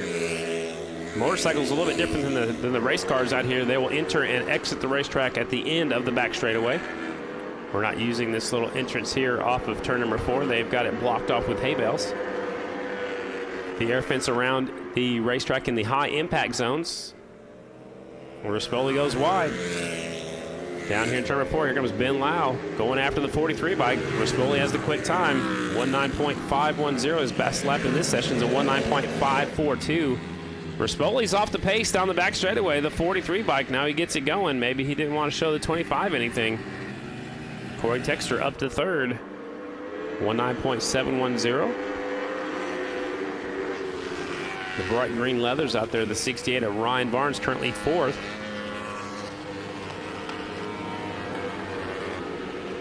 Final round of qualifying. There are transponders on every motorcycle on the fork tubes in the exact same position as they go across the finish line. The times are recorded. Jeremiah Duffy out there in the 42 bike, currently 6th quick. Danny Eslick, the 4-time Daytona 200 winner, is back there in 7th on the 64 bike. White flag is out for Chad Coast, the California kid. He's slowing down right here on the front straightaway. And the checkered flag will come out right here for the 25 of Ben Lau, the 68 of Barnes, the 43 of Rispoli. Eslick on the back wheel. Duffy on the 42 bike. John Cox on the 96 and the 1 of Corey Texter. So Chad Coast pulled off early. We'll take it back to the pit area so he can hop on his single-cylinder motorcycle. Group number 2 coming up next, the 50, Jimmy McAllister on a Kawasaki. 31, Dylan Bell all on a Harley. 175, Pat Buchanan on the Kawasaki. 167, Garrett Wilson on a Kawasaki. Then we have the 10 of Johnny Lewis on a Royal Enfield FT twin motorcycle. The next 3 are on Kawasaki's. 15, Gary Ketchum. 144, Jerry Alexander. And the 123, Shelby Miller. The time to beat, 19.480. James Rispoli has the quickest time so far. Ben Lau is still 2nd. 3rd is Varnes. 4th is Corey Texter. 5th is Chad Coase. Here comes group number 2 of the production twins qualifying. Rispoli trying to come away with the top spot. Qualifying round 2. They combine the times between round 1 and round 2. The fastest time will get them into their semifinals. All of the production twins will make the main event. Scratch the 123. Shelby Miller did not make it out. Keep your eyes on the 31, Dylan Bell. He's been fast this year, just making his first ever go on the twin this season. Dylan Bell, the 31 bike from Kansas. Pat Buchanan has been getting faster every time out on the 175 bike, the rider from Michigan. There's the 10 of Johnny Lewis at the back of the pack. Johnny Lewis's quick time was 9th in the first round, 20.043. JL10. He is the instructor at the Moto Anatomy Slide School. He's on that Royal Enfield. This is a developmental bike. It's a Twins FT. The bike just made it into the United States right before the Williams Grove Half Mile. Johnny Lewis actually had a good run here back in 2016, was disqualified for an illegal rear tire, but he swears that they did nothing to that tire, but he finished 5th or 6th in the main event that night. That was way back in 2016. Johnny Lewis, I think he's put 7 different brands of motorcycles into main events in the Premier class, and he is one heck of a rider. Here's the 10, Johnny Lewis. Smooth rider. Originally from Pennsylvania, makes his home now in Center Hill, Florida. White flag will come out next time by for your leader. There he is, getting that white flag. It's the 31, Dylan Bell. Bell currently 10th quick. Last time by was at 20.242. Johnny Lewis up to 8th, 19.953. Last time by for Johnny Lewis was his quickest lap in qualifying. Checkered flag out for the 31, Dylan Bell. Way out in front. One bike slows on the back straightaway. No problem. We keep on going until we see a red or a checkered in flat track. Garrett Wilson, Pat Buchanan across the finish line. Here's Jerry Alexander, the 144. Johnny Lewis on the 10. And the 15, Gary Ketchum. So that is it for qualifying for the AFT Production Twins. So James Rispoli is your quick time. His fastest lap was a 19.480 in the first round. Ben Lau was 2nd. Varnes was 3rd. Corey Texter was 4th. And Chad Coase is 5th. So we talked about Johnny Lewis. He's right there on the screen, the number 10 bike. And that was the instructor at the Royal Enfield Slide School presented by Moto Anatomy. Ricky went there on Tuesday. Ricky, tell us about the slide school before you set up, and then we'll watch that video.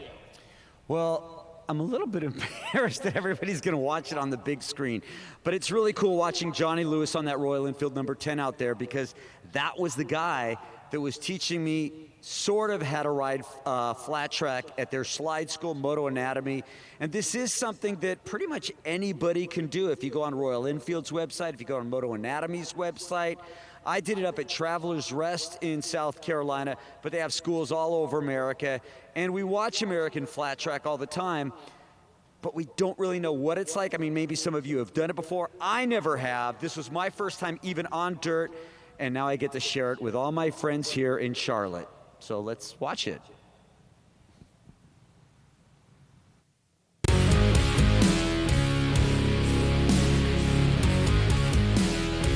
So I'm the rookie with the American Flat Track team, and even though I've been watching flat track for many years, I've never ridden a motorcycle on the dirt, ever, until today. I'm at Moto Anatomy. This is a school that's run by Johnny Lewis, and basically he teaches people like me that have never been on the dirt to ride flat track style, slide school.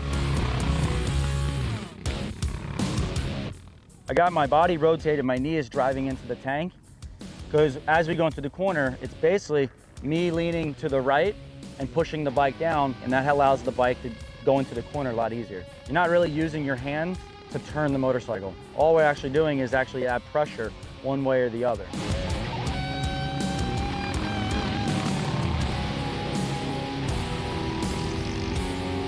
So one of the things that's the biggest mistake that I'm making is how to put the leg out. If you've ridden motocross, you know, put it out in front. But I'm watching Johnny Lewis right there, and what you do is you have to take your leg out and really like adjust it like that, arm straight. I'm really good at doing it off the motorcycle. Getting it on the motorcycle is a different story. But watching Johnny Lewis do it is pretty amazing. It gives you such an appreciation for the guys and girls that you see out doing it on the track. We don't go into the corner and then go, oh, I gotta get this leg out even more. We have to get the stretch out first to then allow the bike to come through.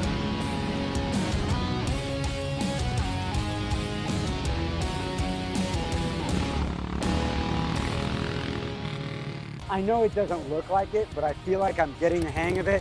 They're telling me exactly what I need to do, and I can feel it. But now, I know this doesn't make sense, but they all say to go faster, you got to go slower to go faster. So now we're going to add a little bit of back brake, which you'd think would feel the safer way to go around, but that also adds a little bit of slide, which I'm a little sketchy about. I'm telling you though, I'm having so much fun, but now we'll see what happens when we add a little rear brake to it. So you can get in there, hold the brake. When you normally pick the throttle up, you can just then start to pick it up and then slowly let off the rear brake. That'll just keep the bike loaded all the way through, and then it feels like if the bike's running wide a little bit, you can just use a little more brake, tighten the corner up, and then accelerate off.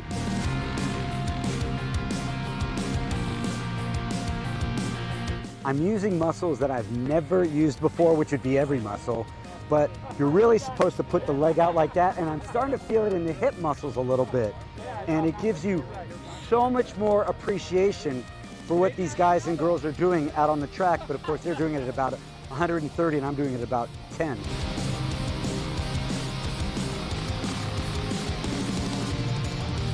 Well, that wraps up my first day ever on the dirt at Moto Anatomy. I need to thank Bree and Royal Enfield and of course Johnny Lewis with Moto Anatomy.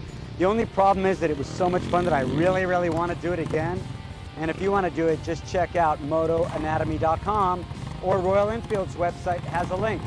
I'm going to go out one more time. Ricky Rackman, the new flat tracker out there. I love the cat house helmet, man. You look so good. Did you learn something? Did you have fun? Yes, I learned that when I watch myself ride a motorcycle on a huge screen, it looks a lot slower than when you're on the actual bike. But this is something that pretty much, I mean, I know you're going to find this to be shocking, but I'm not in my 20s or 30s or 40s.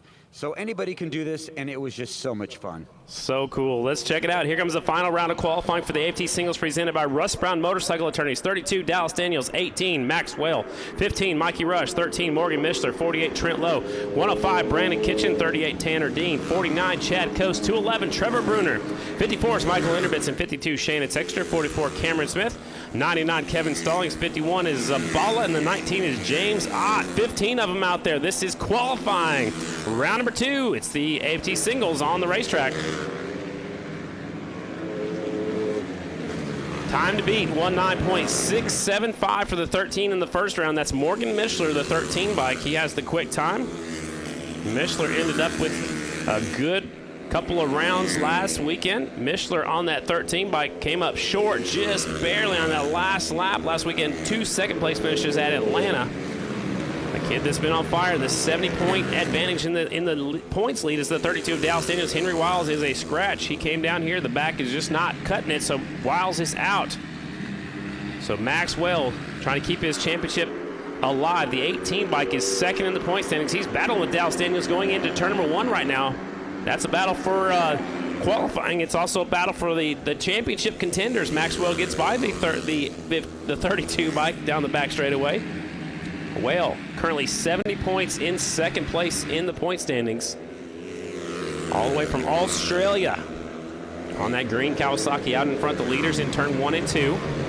Maxwell goes to the top spot, 19.658. I think Max likes it out here in Charlotte. The Kawasaki in the top spot. Mishler in second. The new time to beat, 19.658. White flag is out for the Killer Whale. Dallas Daniels, again, 70-point advantage. If he wins tonight, he will lock up the championship. Otherwise, Maxwell needs to try to finish in front of Dallas Daniels as many spots as he can. We'll talk about that some more when we get into that championship hunt. There's the checkered flag out for the 18, Maxwell.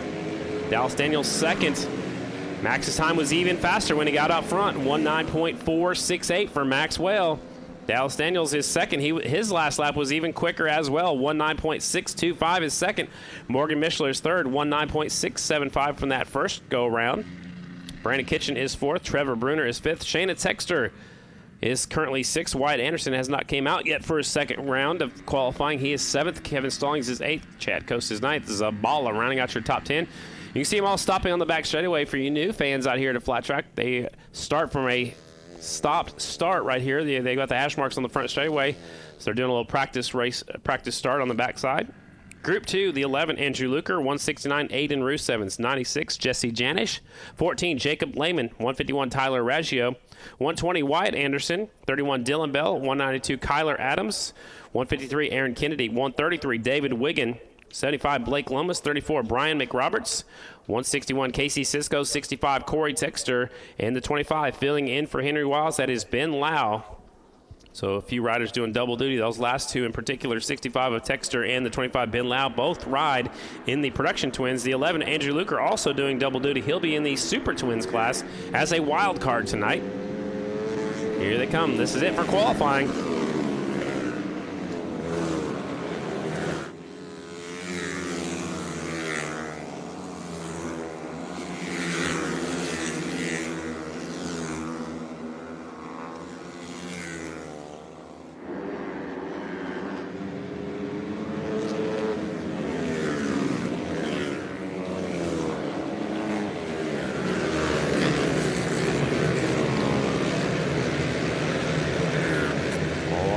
Group of qualifying on the racetrack. Here they come off of 4. Luker's out in front. The 14 looking for a way through. Jacob Lehman, 169, Aiden Rusevens now in the KTM. Switched over to KTM before the last race in Atlanta. Casey Cisco out there. There's Corey Texter at the back of the pack on the Singer Racing Kawasaki. 3 bikes nose to tail coming off of 4. Luker slips a little bit wide. Here comes the 14 up the inside. The 169 is there. Look at this. This is just qualifying. What a battle for this top spot. I don't think I'd be messing around with these guys. I'd be out there trying to get by myself.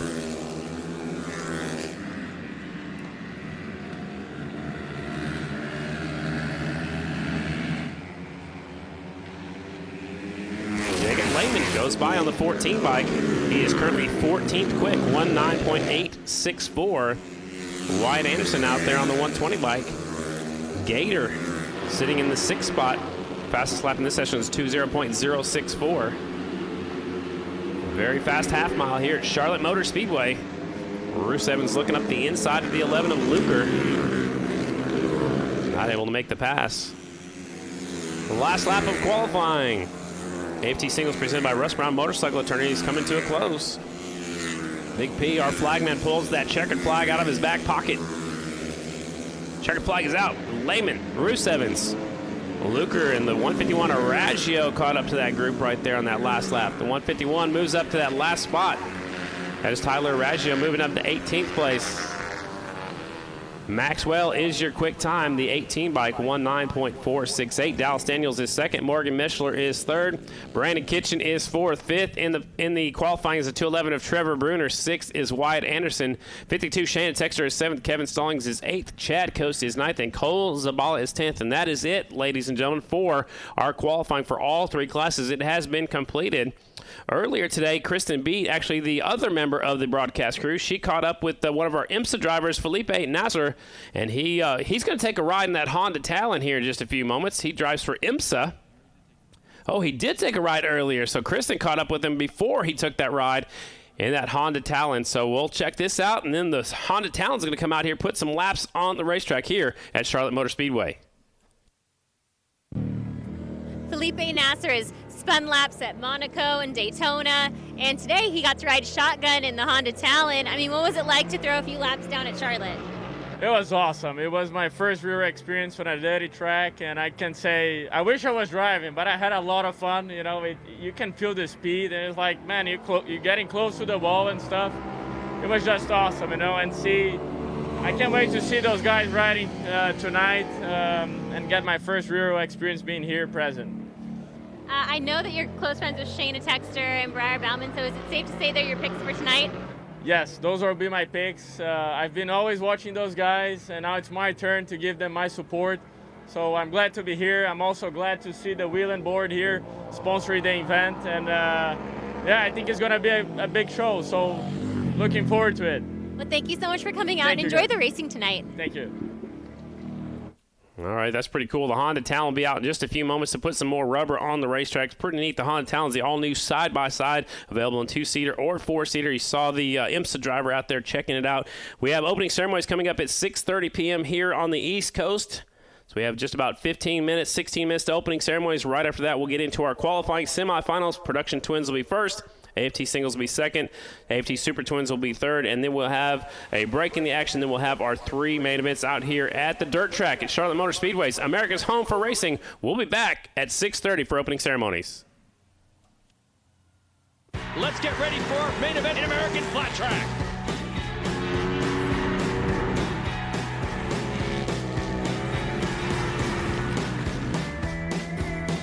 It's going to be a one-on-one duel for the win down to the last lap. This is what I grew up watching. Riders talk over 130 mile per hour, mile racetrack, hands off the handlebars. I love it.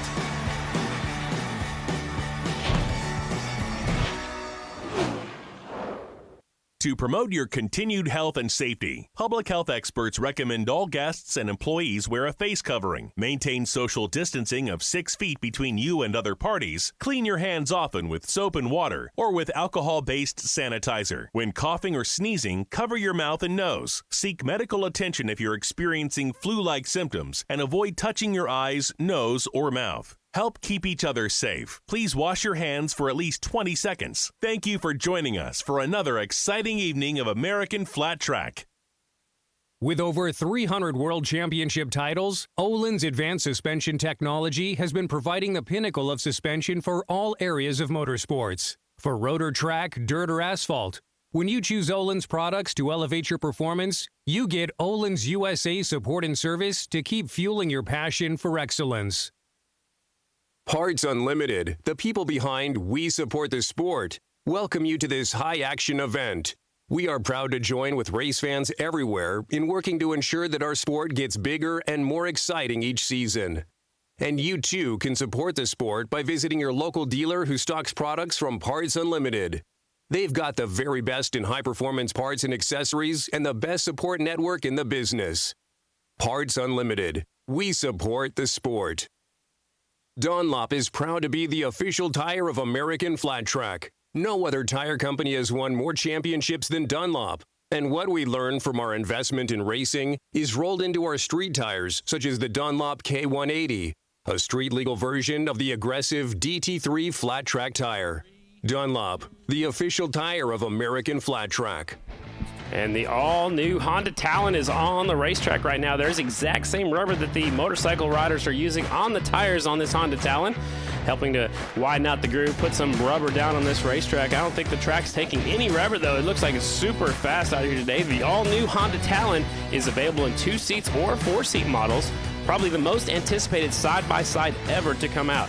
1000cc Talon-specific high-output engine, quick-shifting automatic DCT transmission, exclusive four-wheel drive technology, Fox Q3S manually adjustable suspension, and nobody does it like a Honda. And guess what? It's built right here in the United States of America in Florence, South Carolina. So the Honda Talon will do a few laps. We'll be back at Charlotte Motor Speedway for opening ceremonies at 6:30 p.m. Honda's all-new Talon 1000 X4, the official sports side-by-side of American Flat Track, and the same vehicle driven during intermissions to condition the track. Featuring a high-tech 6-speed automatic dual-clutch transmission, quick-revving 1000cc twin-cylinder engine, Fox suspension, intelligent four-wheel drive, and stadium seating for up to 4. The Talons are now available at your local Honda Powersports dealer. We're looking at a Bauman Brothers 1-2 in their adopted home state. It's over, and the Bauman Brothers do it. They sweep it here at Williams Grove. Bronson rode for Indian last year, and he proved that he deserved a spot, and I kind of did the same. So, being brothers, we kind of share more information than other people I would in the pits. Briar Bauman, fastest qualifier, being quick all night. Briar getting notes and exchanging with his brother Bronson. I kind of felt some things out on the track, and I actually had a pretty big moment that I didn't want anyone else to get into. I just only shared it with him. So, yeah, I kind of gave him an idea what the track was like and what to stay away from. I think flat track as a whole is a huge family. So when you have your family there, it makes it even better. And our parents, they're the type of parents that will do anything for us. I mean, they'll give us a shirt off their backs anytime in need. And it's really an honor to have them here with us at the Factory Indian spot, just because it's not just a relief on us, it's a relief on them because we made it, really. It's kind of funny because a lot of people used to say that to me. Your boys are gonna go, they're gonna make it, they're gonna make it. And I'd be like, oh, we'll see. I'm gonna blame her right here, right now. It was all her idea. I actually did not want to. And she was pretty adamant about taking them racing. At their first race was the Ricky Graham Memorial, and that was the downfall. They loved it. They loved it. That was kind of our leverage point to raising good young men, because they knew they had to maintain a B average, get their schoolwork done, their chores, then they could go riding. And they rode every day, and they just kept getting better and better. I mean, starting out on mini bikes, and it's like, to be able to be on a factory ride and Indians at the pinnacle right now, I mean, what more do you say? It's phenomenal for both boys to be there. When they were younger, I couldn't even watch. I couldn't. It would be like I had a small window, and if I saw them go by on both sides of the track, whew, that was good. It's intense. I do a lot of praying, that's for sure. Just like most parents in the sport, they dedicate everything to our craft. It's always just, hey, my kids love to do this, and we're gonna support that. Being on the road, you know what I mean? It's like, it's so funny. Barry and I spent one of our anniversaries here in Paris, and so his joke was, I took my wife to Paris for our anniversary. So now I get to say I'm spending my Mother's Day in Paris. That's P-E-R-R-I-S. Yeah. Arai Helmets started racing in America in flat track, and we've been supporting it ever since. Arai, handcrafted with an obsessive dedication to rider protection. For more information, please visit our website, AraiAmericas.com. You own the job and everything that comes with it. The mornings that start too early, the nights that go too late, and every unbelievable thing in between. It's good to know you can rent whatever construction equipment you need from people who do whatever it takes. Visit us at catrentalstore.com. Cometic Gasket is the official gasket of American Flat Track. For decades, American Flat Track twins and singles champions have depended on Cometic to seal their engines. Cometic gaskets are the professional standard for racers who demand the very best. For more information, log on to Cometic.com. Cometic Gasket, sealing championships since 1989. Founded in 1972 by Lino Dionisi. True to its mission of advocating and delivering safety in dynamic sports, the company designs advanced protective head-to-toe gear for motorcycling, winter sports, and mountain biking. Dionisi products represent the technology frontier in the field of protection for dynamic sports and are used by the world's top athletes, including J.D. Beach and the entire Estenson racing team. Tired of replacing your battery every year? It's time to buy the world's best lithium battery, the Pulse IPT. With up to 1,200 cranking amps and unmatched reliability, there's no better battery for your bike. Visit Full Spectrum Power in the paddock today or on Instagram, Facebook, and the web. Start something. Power everything.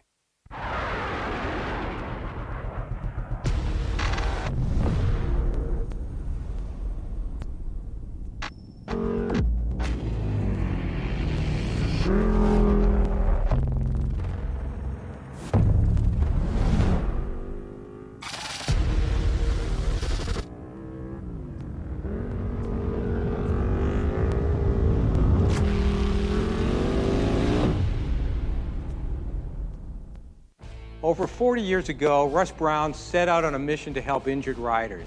We fight for the rights of riders every day because we are riders and we know what you're going through. If you're injured in a motorcycle accident, don't fight the insurance companies with just any lawyer. Call 1-800-4BIKERS. These guys will have your back. If you go down, call Russ Brown. Motorcycle attorney. There's the old saying, you don't know how fast you can go till you fall down, and there's a lot of truth to that. I'm doing a sport that I love, and we all know it can go bad. And when those times that it does go bad, you want to be safe. Just looking at the helmet, looking at the craftsmanship, you can tell why it's the best helmet out there. When I put the helmet on, I know that I have the best in the business on my head, and for me, I've been wearing Arai helmets my entire career, and I'm pretty proud of that.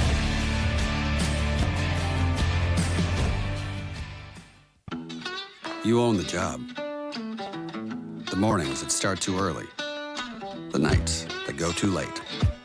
And every unexpected, unpredictable, unthinkable, unbelievable thing in between. You own it all. It's good to know you can rent whatever you need from people who do whatever it takes. Let's do the work.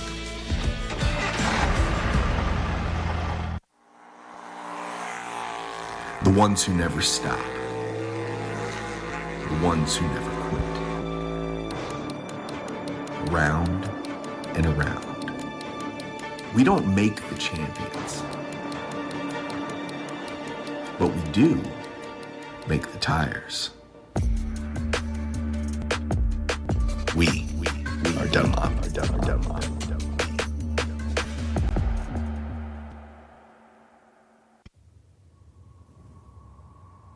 The darkness is full of demons, hazy creatures who lurk in the shadows, prowling under the cloak of dusk. But we're not demons. We're beasts.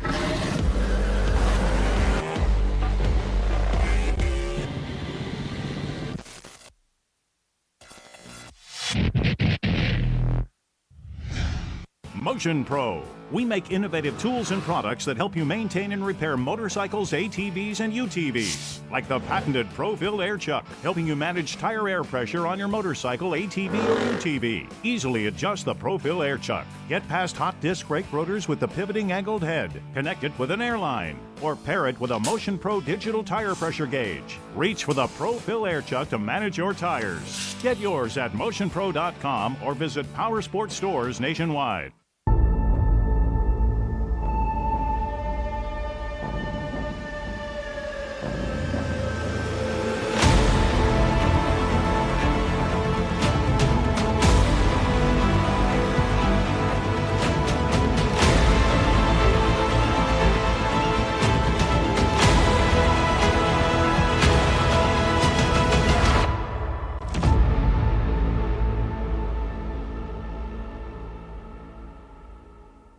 Indian Motorcycle Charlotte is the world's first Indian dealer. Whether you're selecting a new Indian or maximizing the performance of your existing one, our friendly and knowledgeable staff is ready to assist you. Indian Motorcycle Charlotte, exit 22 on Interstate 85, home of the world's fastest Indians.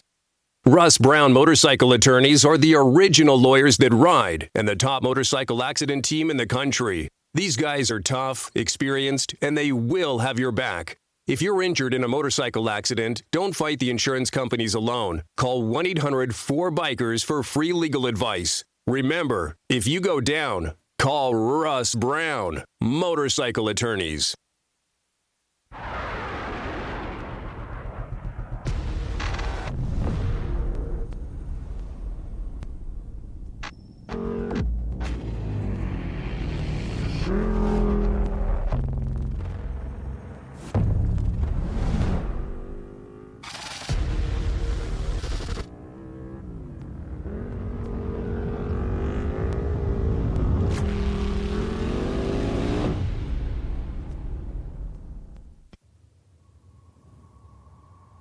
The darkness is full of demons, hazy creatures who lurk in the shadows, prowling under the cloak of dusk.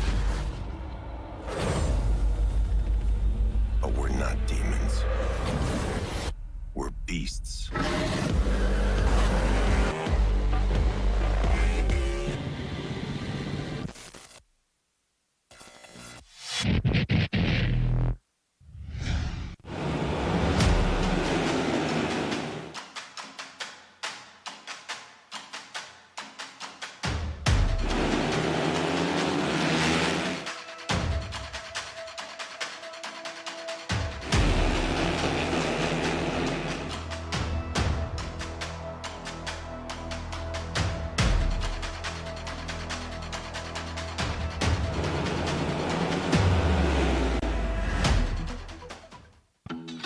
You own the job. The mornings that start too early. The nights that go too late. And every unexpected, unpredictable, unthinkable, unbelievable thing in between. You own it all. It's good to know you can rent whatever you need from people that do whatever it takes. Let's do the work. SuperGen Products is a premier supplier of Champion power equipment. Champion has years of experience providing dependable and durable power products designed and engineered in the U.S. For home, work, or play, Champion products are the standard of performance excellence. Learn more at www.supergenproducts.com. The world's premier motorcycle international event. It takes stout lads like them to go for this kind of competition. It draws the who's who of cycling and the finest riders on two wheels competing, followed by thousands of loyal fans. We tear our insides out to win. You can't think, you can't remember what you do or say. There is no thinking. Our hearts beat, but our minds are dead. It's not easy to lean into turns at over 100 miles an hour. Legalized insanity. He's gonna score. What's it all add up to? The most thrilling spectator sport in America. It adds up to life itself. It adds up to the pain of losing and the thrill of winning. To race is to live. Good evening, everyone. Welcome to Charlotte Motor Speedway. It's the dirt track just outside of Charlotte Motor Speedway. There's a drone shot of where we're at. It's the dirt track, America's home for racing, just right here in Concord, North Carolina, right next door. We've got a lot of stuff happening all weekend long. To our left out here, outside turns 3 and 4, is the Z-Max drag strip. To our right is the Charlotte Motor Speedway. Right here at America's home for racing, there's NASCAR racing going on. There's IMSA racing. And, of course, tonight and tomorrow night, right here on the half mile, the dirt track at Charlotte Motor Speedway, we have Progressive Charlotte Half Mile, round 13 of the 16-race Progressive American Flat Track Series. I'm Scotty Dibler, the voice of American Flat Track. Here in a moment, we'll bring in Ricky Rackman once again, and a little bit later on, we'll talk to Kristen Beat, and we'll also bring in the 2013 Twins champion, the Bullet Brad Baker, will join us up here in the booth. But it is time for opening ceremonies. It is time to meet the top 3 riders in the AFT Super Twins Series. Currently third in the point standings from Graham Washington, 1 win in 2020, sponsored by Coolbeth Nyla Racing and also Roof Systems of Dallas, Texas. 1 win here in 2020, and that was at the Springfield Mile. Number 69, slamming Sammy Halbert.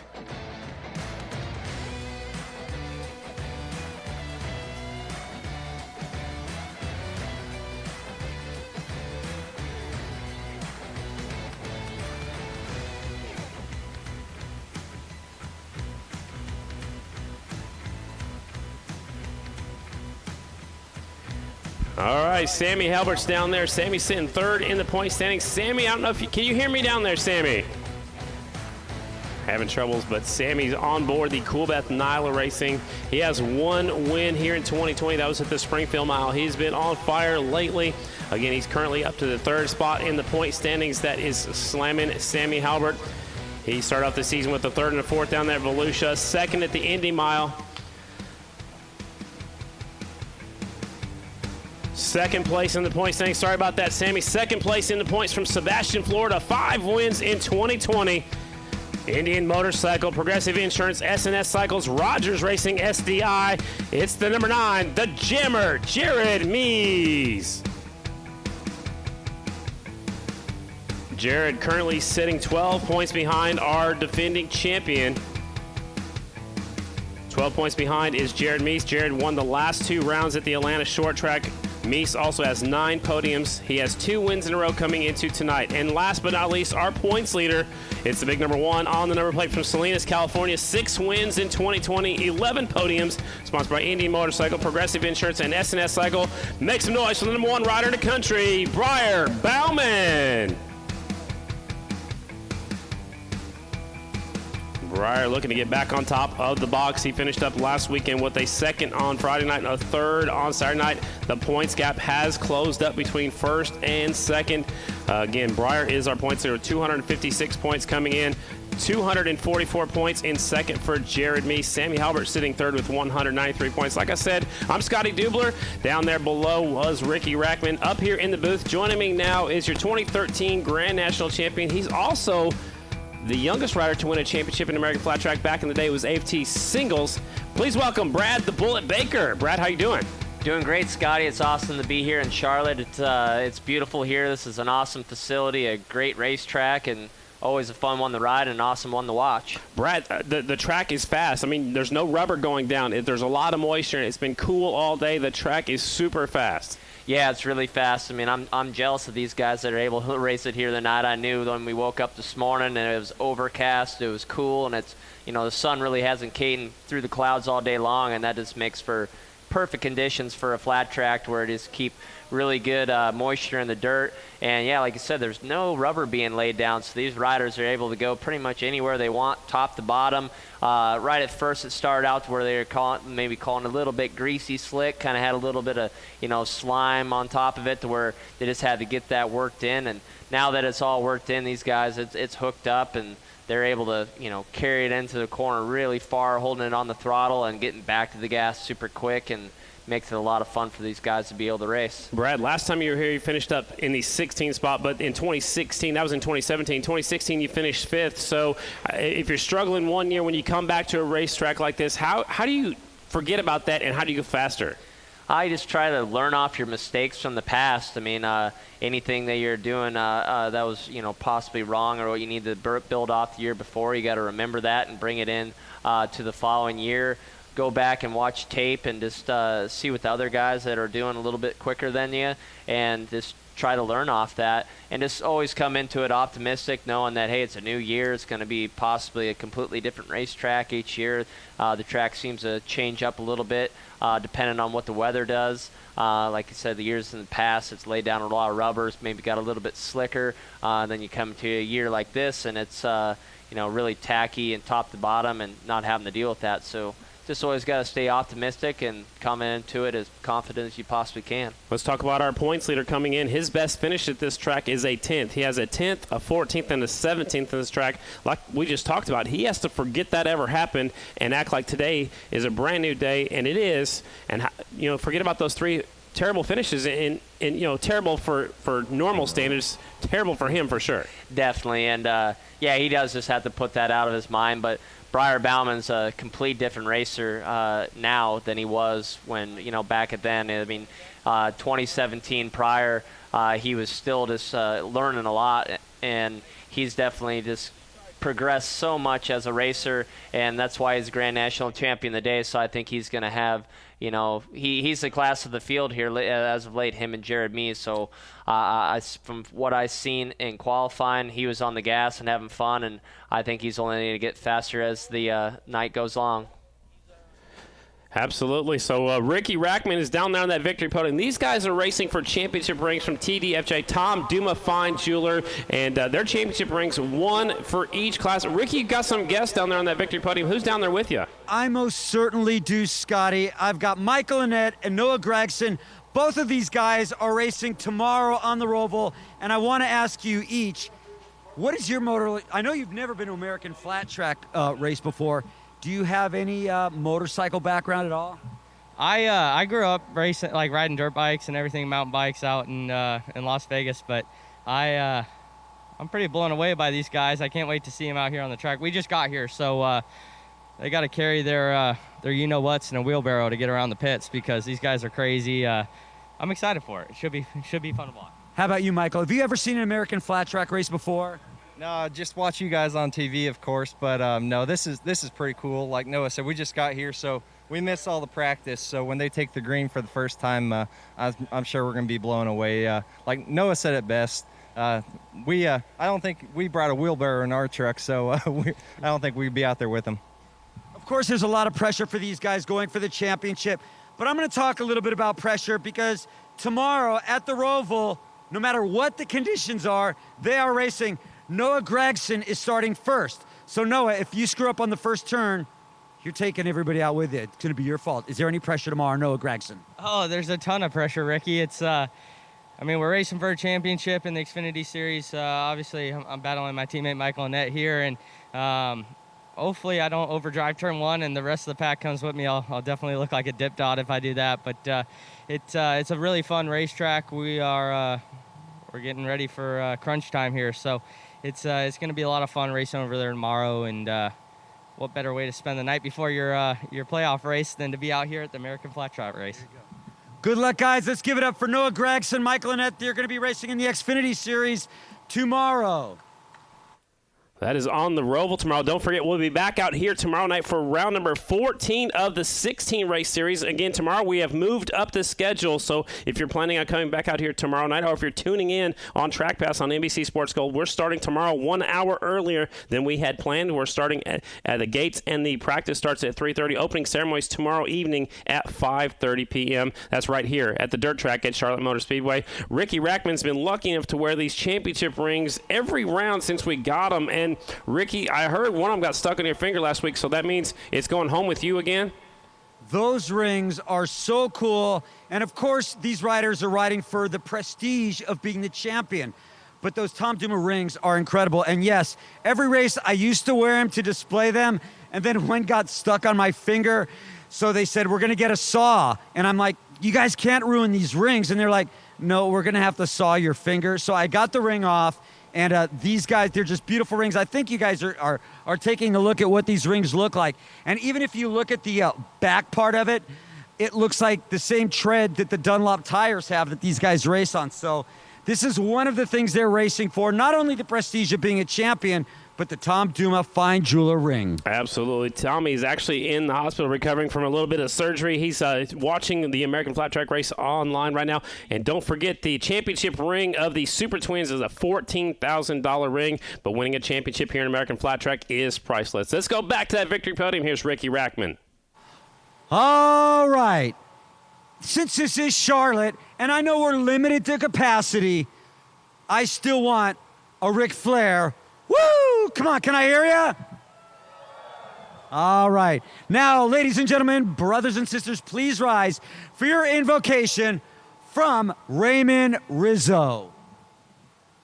Thank you, Ricky. I'd like to make mention before we pray of a life, Jameson Minor, who we lost 3 years ago here. We'd like to honor the family and when we pray. Also, I'd like to extend a healing prayer for Colby Carlisle. So if you would, pray with me. Heavenly Father, we're so grateful for this opportunity again, once again, to stand before you and say thank you. Thank you for your presence. Thank you for your love, all the blessings, seen and unseen. We're so grateful. And I pray tonight, God, that you would bless the Minor family. You would just hold them close, and we're so grateful for his life and his love for this sport. And we ask, God, that you would touch Colby Carlisle as well as he's recovering from surgery. We pray, God, for the riders tonight, that you will help them to do their best. Amazing track and facility here. I pray that you bless each and every one that's helping put on this show. I also ask that you bless all the sponsors, families, crew members, and everyone watching by TV. I pray that you continue to let this nation be free and all those that are serving to accomplish it. Encourage them and bless them. And again, we thank you for everything in Jesus' name. And everyone said, amen. Please remain standing and remove your hat for your national anthem.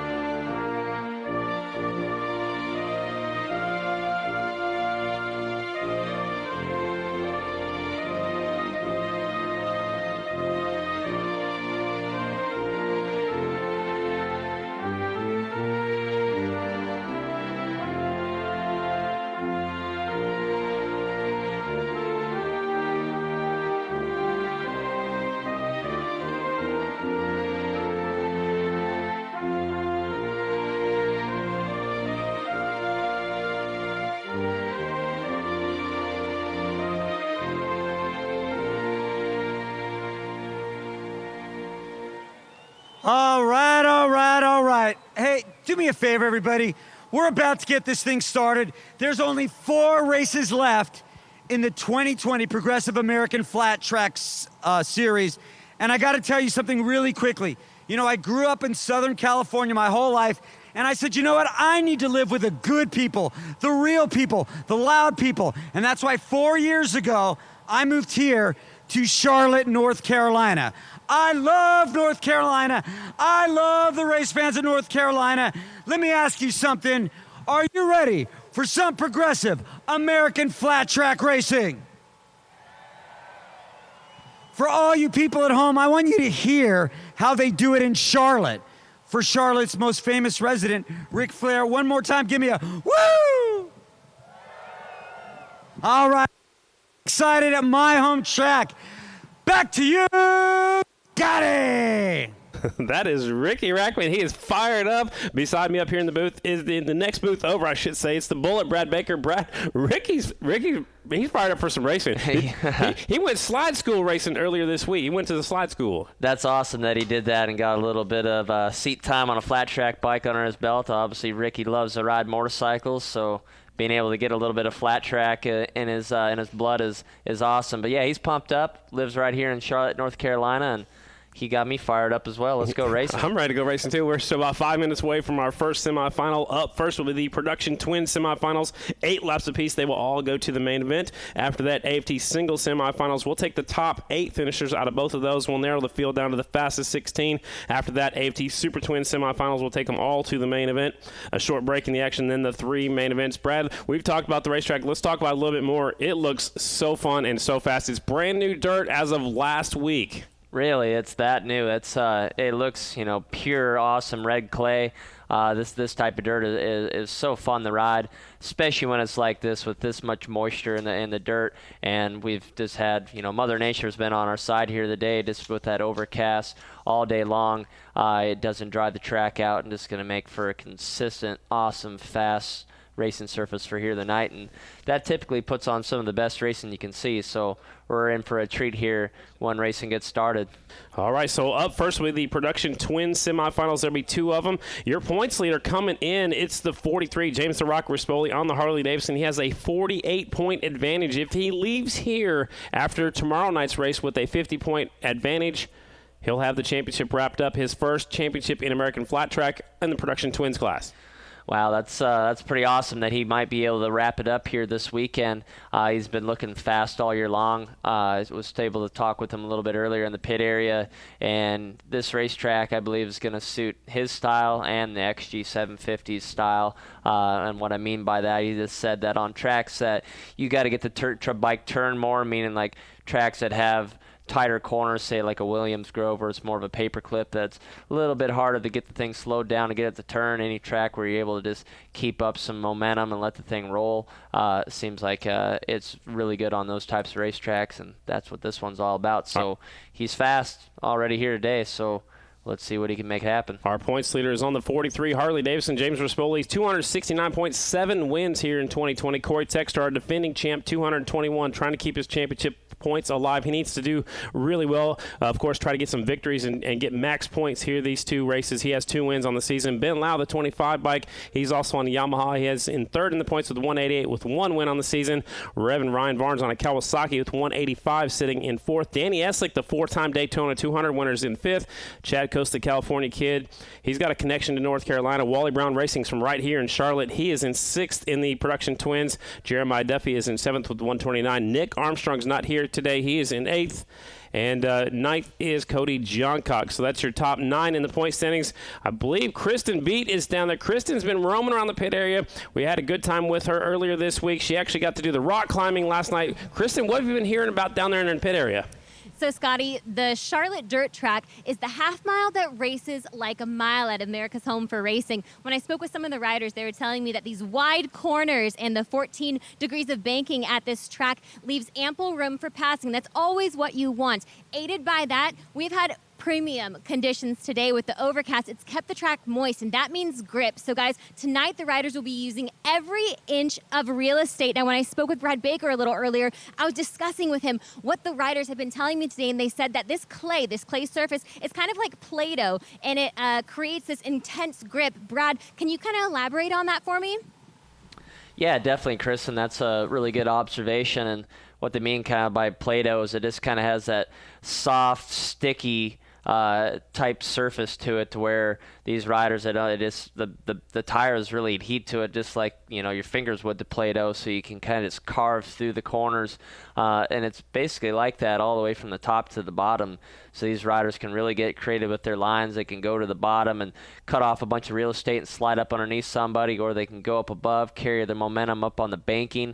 That's another thing about this track. It does have a lot of banking, and that creates downforce on the motorcycle with the centrifugal force planting them against that banking, against the dirt, so they'll be able to go up high and get up on the banking and get it turned and make that straightaway that much longer. So there's just so many different lines that these guys can take, especially when the surface is like that, with that soft, tacky surface. The bikes roll out onto the racetrack. They'll line up. They're going to give them one practice start and actually one sighting lap to get before they line up and go racing. The 43 will be on the pole. That's our points leader, James Rispoli. He's on the Harley Davidson XG 750. Starting second is the 68, Ryan Barnes, Moton, Pennsylvania, on a Kawasaki. Third is the 49, the California kid, Chad Coast, on the Harley Davidson, doing it for Wally Brown Racing. 64 is the last bike on the front row, Danny Eslick, Broken Arrow, Oklahoma, on the Scott Power Sports McGrain Racing Kawasaki. Row 2, 96, Cody Johncox, 175, Pat Buchanan, 50, Jimmy McAllister, the 123, Shelby Miller. All 8 bikes are on there. They all make the main event. The better you finish, the better starting spot you will have in the main. And Brad, something new this year for our fans that are maybe new to watching out here. We've got a lot of NASCAR people out here watching. We start from a dead stop. We have 4 riders on each row, so you've got to get a good start when you go get out there. And again, 4 riders on each row. Brad, how different is that? It's a little bit different. I mean, it spreads these guys apart a little bit more going into turn 1. Hasn't been any turn 1 incidents this year. Maybe that's thankful to them spreading them apart a little bit more. These guys aren't nearly as bunched up going in turn 1, but it makes your finish in the semifinal that much more crucial. Got to get top 2 to where you're on the front row before the main event. Absolutely. Want to get out there and get going. The main event for this class will be 8 minutes plus 2 laps, but the semifinals are 8 laps for all the semifinals, so you've got to get a good start. You got to get out front, and you got to do it in a hurry because they're really short races. Like Brad just said, the top 2 will be on the front row of tonight's main event. It's AFT Production Twins, the first race of the night. The first red light is on. Now the first yellow light is on. One more yellow and then the green light, and we are racing here at the Progressive Charlotte half mile. There's the green light. Clutches are coming out. Rispoli on the inside. Eslick from the outside. Eslick tries to lead him into turn 1. He has the lead.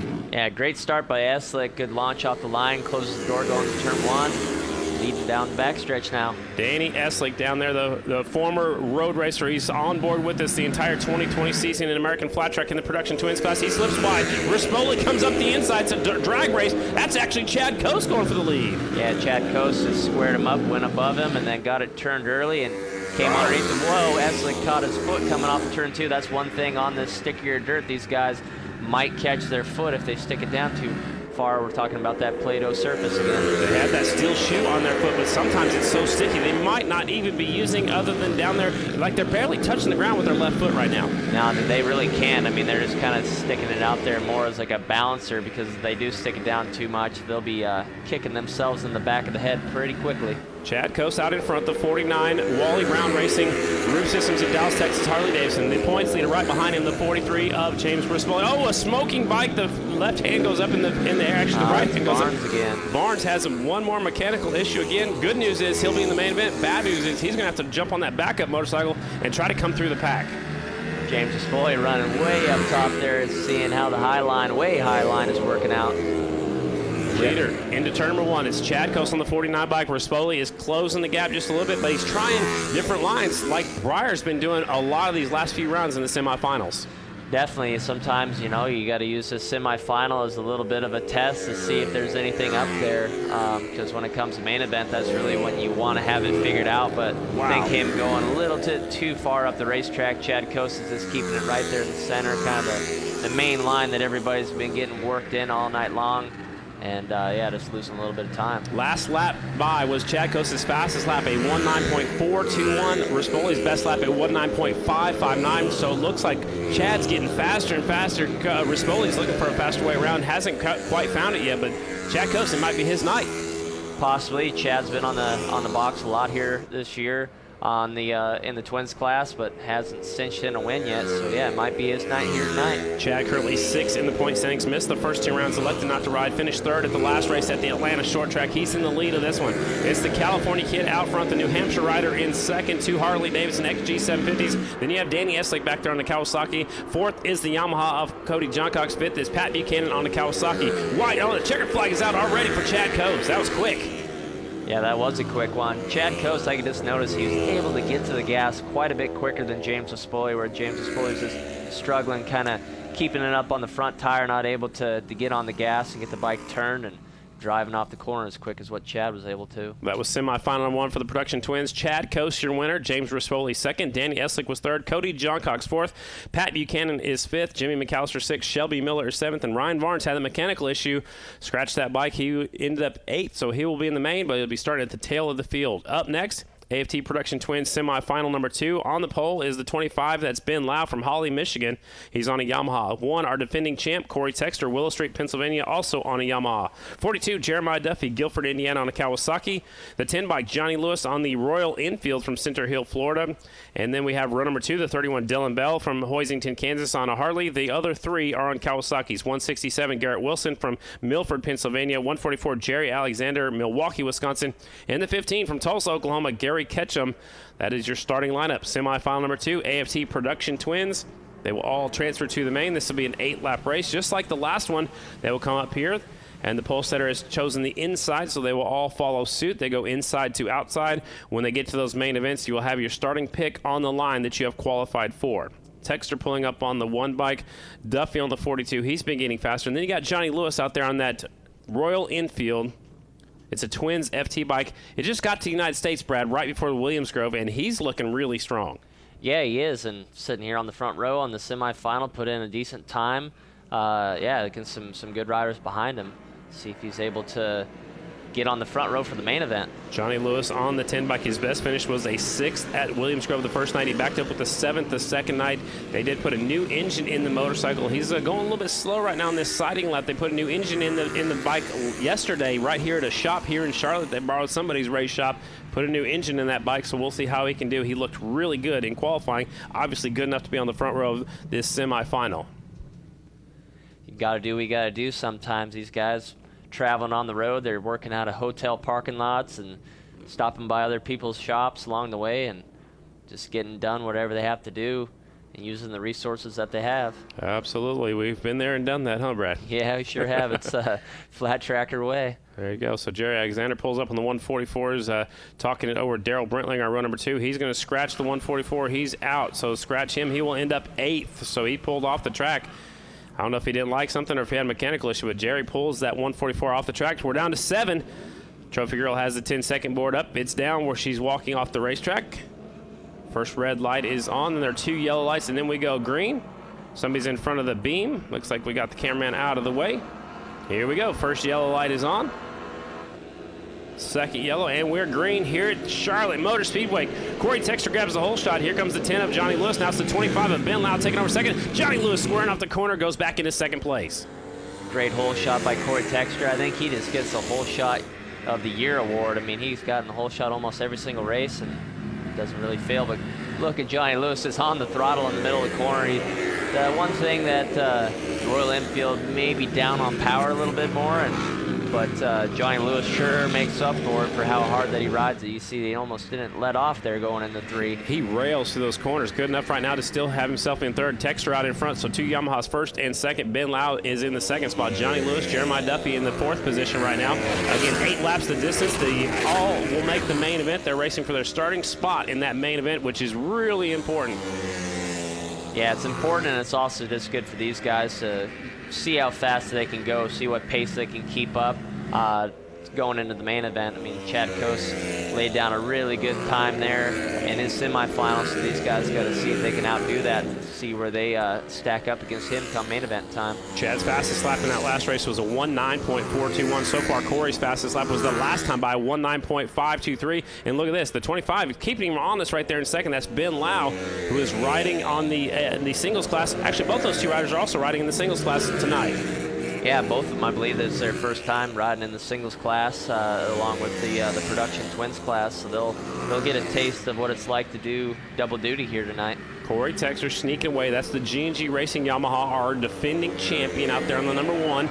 Then you have Ben Lau, the Holly Hot Rod, in 2nd. 3rd is Johnny Lewis on the Royal Enfield. Jeremiah Duffy is 4th.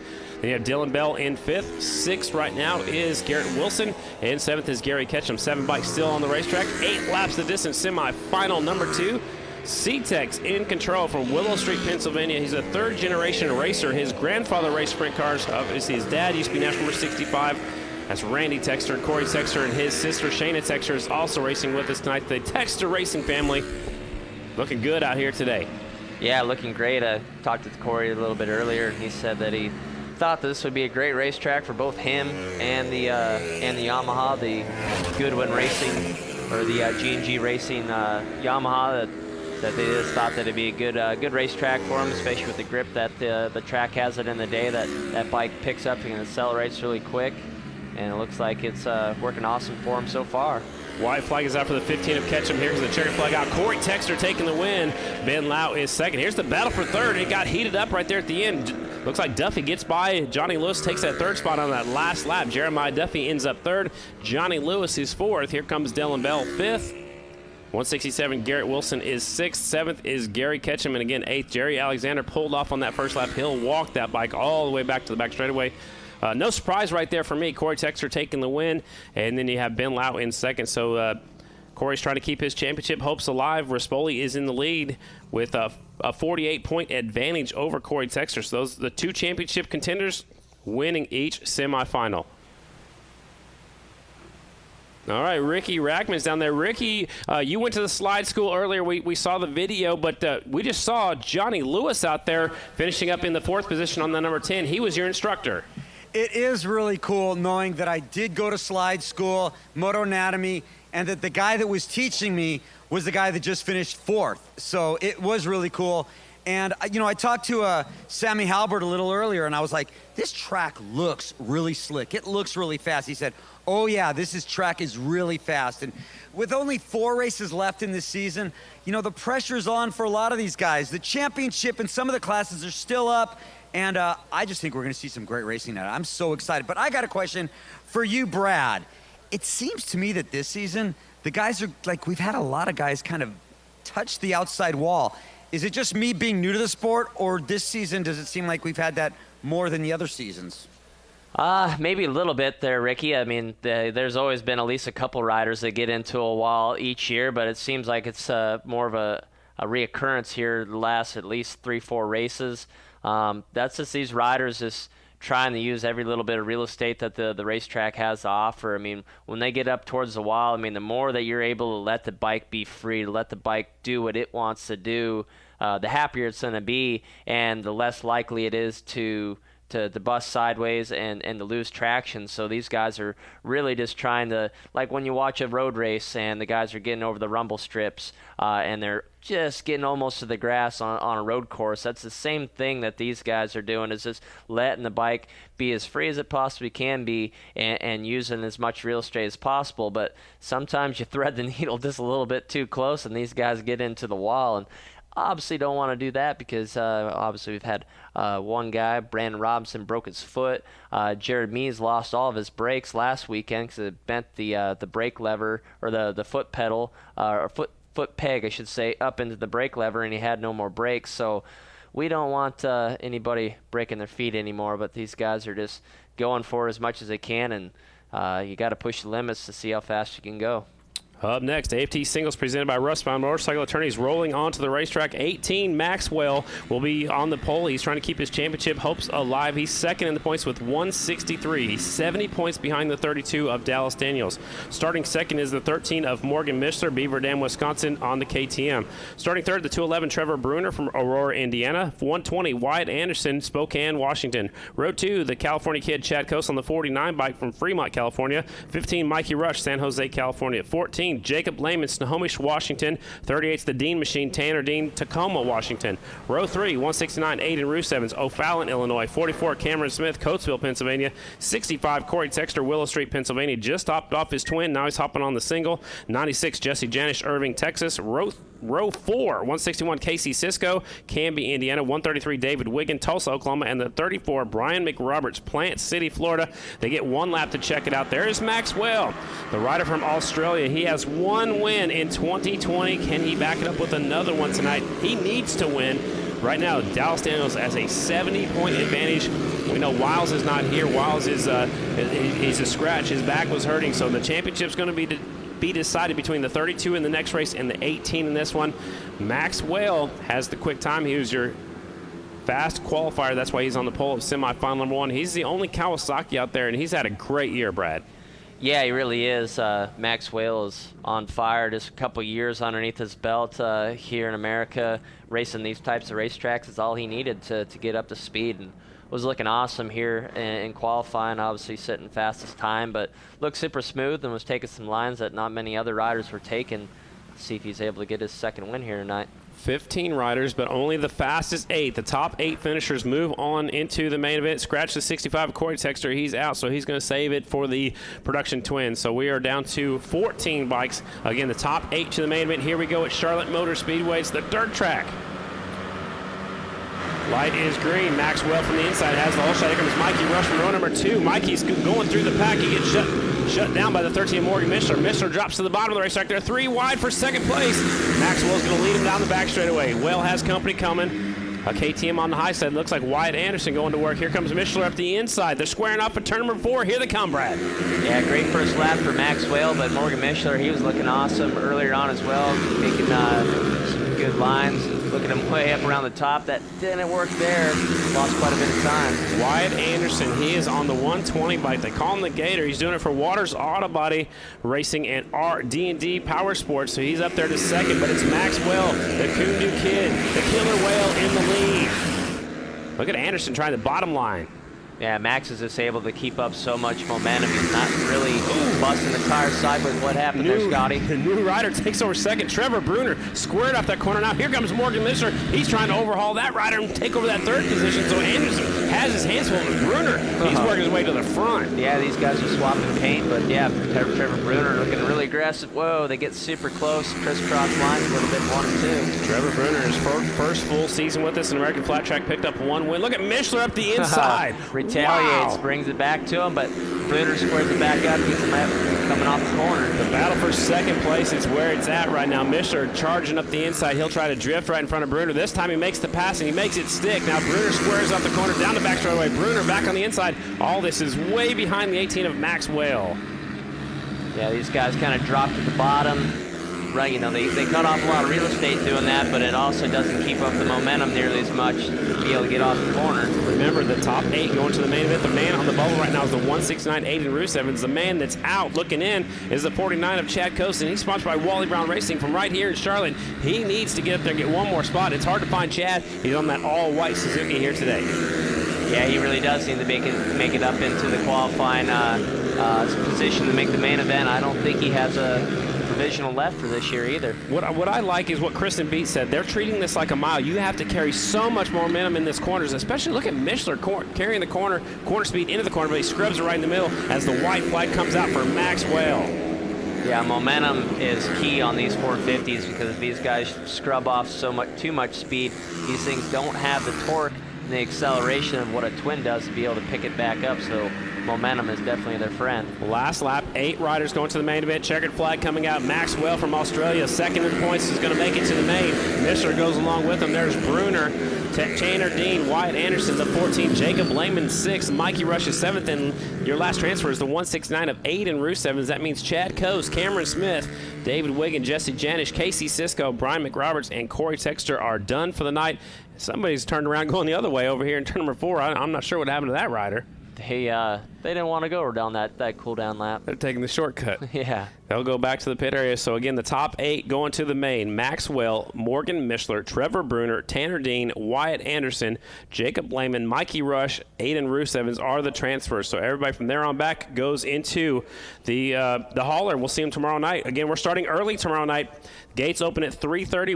We're starting 1 hour earlier than we did today. So the gates at 3:30. Opening ceremonies tomorrow night at 5:30. 1 hour earlier than we originally had planned. Up next, semifinal number 2 for the AFT singles, presented by Russ Brown Motorcycle Attorneys. Your points leader will be on the pole. He can lock up the championship by simply winning tonight, Dallas Daniels, but he knows he needs to beat the guy who won the last race, the 18 of Maxwell. 32, Dallas Daniels will be on the pole from Mattoon, Illinois. Starting second, 105, Brandon Kitchen from Clifford, Michigan. Starting third is the 52, Shayna Texter. She is from Willow Street, Pennsylvania. 99, Kevin Stallings, Indianapolis, Indiana. Row 2, 51, Cole Zabala, Collinsville, Illinois. 19, James Ott, Simi Valley, California. 54 is Michael Enderbitz in Modesto, California. 48, Trent Lowe, Guilford, Indiana. Row 3, 151, Tyler Raggio, Lockford, California.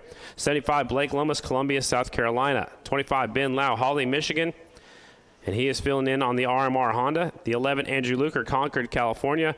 31, Dylan Bell, Hoisington, Kansas. 153, Aaron Kennedy, Brighton, Colorado. And the 192, Kyler Adams. That is your starting lineup. Semifinal number 2. Just like the last one, the top 8 finishers will move on into the main event. Maxwell was flying in that last one. He led every lap of it, and he wins by a margin of .776. His fastest lap was a 19.671. We'll see how this next one stacks up. But Brad Maxwell, he needs to do good. Obviously, a win would help him a lot, but he needs to finish in front of the number 32 bike.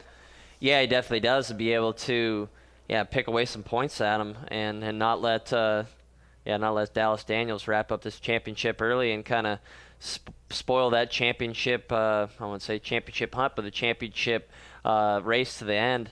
With Henry Wiles being out with injury, unfortunately, that kind of gives that second place up for grabs big time for Maxwell and everybody else. And hey, anything can happen in racing. I mean, Dallas Daniels, he could have, any sort of mechanical failure, possibly, I'm not going to wish a crash, but that's always a possibility. I mean, Dallas Daniels has to keep on top of his game here and not letting anybody catch back up to him. The 32-year pole setter, second fast qualifier today, is our points leader. He's won 5 in a row, 7 total wins here in 2020. He has a 70-point advantage over the number 18 bike who just won that last race. Keep your eyes on the 32 of Dallas Daniels. Starting second, 105, Brandon Kitchen. This is his kind of racetrack. Also, in the thick of things in this one is the 52, Shayna Texter. She's looking for her first win of the season. Her best finish was at the season the weekend opener. She got a second place at Volusia night number 2. So again, they get 1 lap to check it out. Good practice start opportunity. Stallings also another rider trying to get his luck turned around. They actually broke down on the way here last night about 3 a.m. They think the turbo went out on their hauler. A big cloud of smoke. They rented a U-Haul one way, so they're here with no sleep. They're ready to do some battling. And Kevin's on the front row of this one. And Stallings is a rider. I expected him to win some more races this year. Yeah, I expected for him to be, more towards the front some races this year as well. Definitely been struggling. Along with Shayna Texter as well. I mean, Shayna, she found some speed there on night 2 at Atlanta and with the 5th place. And this is similar to Atlanta as far as the surface goes. So I think that she has a possibility to get her first win of the season here tonight. The only female racing with us in American flat track on a regular basis, the 52 Shayna Texter, starting 3rd on the front row. It is semifinal number 2, AFT Singles, presented by Russ Brown Motorcycle Attorneys. Watch for the green light. A long yellow light, and it finally turns green. Shayna Texter grabbing the hole shot, the 52 factory Red Bull KTM. She'll lead him into turn number 1. That was a killer hole shot. Now she already got about 5 bike lengths coming off her track, too. Man, looks like Lomas gets a little bit sideways. Maybe that might have been the 54 of Enderbits, and one of those Hondas had trouble right there in about the 5th position. Here they come off of 4. Look at Kitchen around the outside. Yeah, Kitchen's on the throttle. He's never been the greatest starter, but he's always good at finishing off and picking his way through the pack. He is deep in the pack right now, the 105. Down the back straightaway, it's Shayna Texter out front. Trent Lowe in second. Dallas Daniels 3rd. Daniels has his hands full with Cole Zabala, who started back there in run number 2. Here comes Zabala up the inside. He has nothing to lose. He's going for it. It's a dogfight from there on back. Yeah, for all these guys, I mean, they won the championship. It's not on the line for them. I mean, they got a little less pressure to where they're just going for it, trying to get the best finish they possibly can.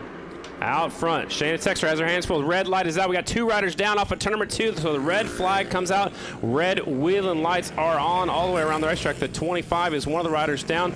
That is Ben Lau filling in. Another rider got up and got into the hay bale, so 25 was the first rider going down. Another bike is down over there. Looks like the 151 of Tyler Raggio. That's the bike that is still down. So Raggio is up. That bike's still running down there on that straightaway. They obviously have to let the rest of the riders get on by, so it happens over there at turn number 2. That's where they were all stacked up. So Raggio, well, the last time by he was in 12th, but the 25 that went down was in 9th. So we'll have a couple of replays. Check it out on the big screen. Here's the replay of what happened. Watch the right side of the screen. One bike goes down, and then the rider has nowhere to go. That is the Raggio goes up and over the handlebars, a cartwheel. Man, he just had nowhere to go when Luker fell down. It was the 25 went down first. Yeah, it was Ben Lau that went down. There, Lau, look, he's up the inside of another rider right there, and just goes down, just runs out of real estate. And then the 151 Raggio has nowhere to go up and over the handlebars. Raggio just going pro about 3 rounds ago, or 3 weekends ago, I should say. I'm used to one race there every weekend, but 151 up and over. He's up there by the hay bales. The medical staff's getting him checked out right now, but he got up and that was a rough crash there. I mean, that was a couple hard hits. Luckily, I know that he has an airbag suit, and you can kind of see how his shoulders are puffed up a little bit there. Hopefully that saved him, and he'll be able to possibly make a restart here as long as his motorcycle isn't banged up too bad. Well, he is getting checked out right now. We do have a medical doctor, a trained motorsports doctor that goes to every race. And here he is, ladies and gentlemen, walking away from the hay bales. Let's put our hands together for Tyler Raggio, the 151, going down over there outside turn number 2. He's up and walking off. He said, I need a lens. He's pointing to his crew chief, Sluggo, and his dad. That means that he's okay. He's like, I want to go. I need a new lens. Yeah, he's not worried about anything but being able to get back on the racetrack now, so that's a good sign for sure. So Raggio's hopping on back. That's Steve Moorhead right there, the Finley Flyer, former number 42. Winner of 23 Grand Nationals. He's going to give him a ride back to the pit area. So the motorcycle, I'm not sure where that is, but it laid on its side and ran for a little while. Hopefully that motorcycle is not damaged either. All right, so Raggio, they'll do some work on that motorcycle. But Kristen, I heard you talk to Ben. Is he all right?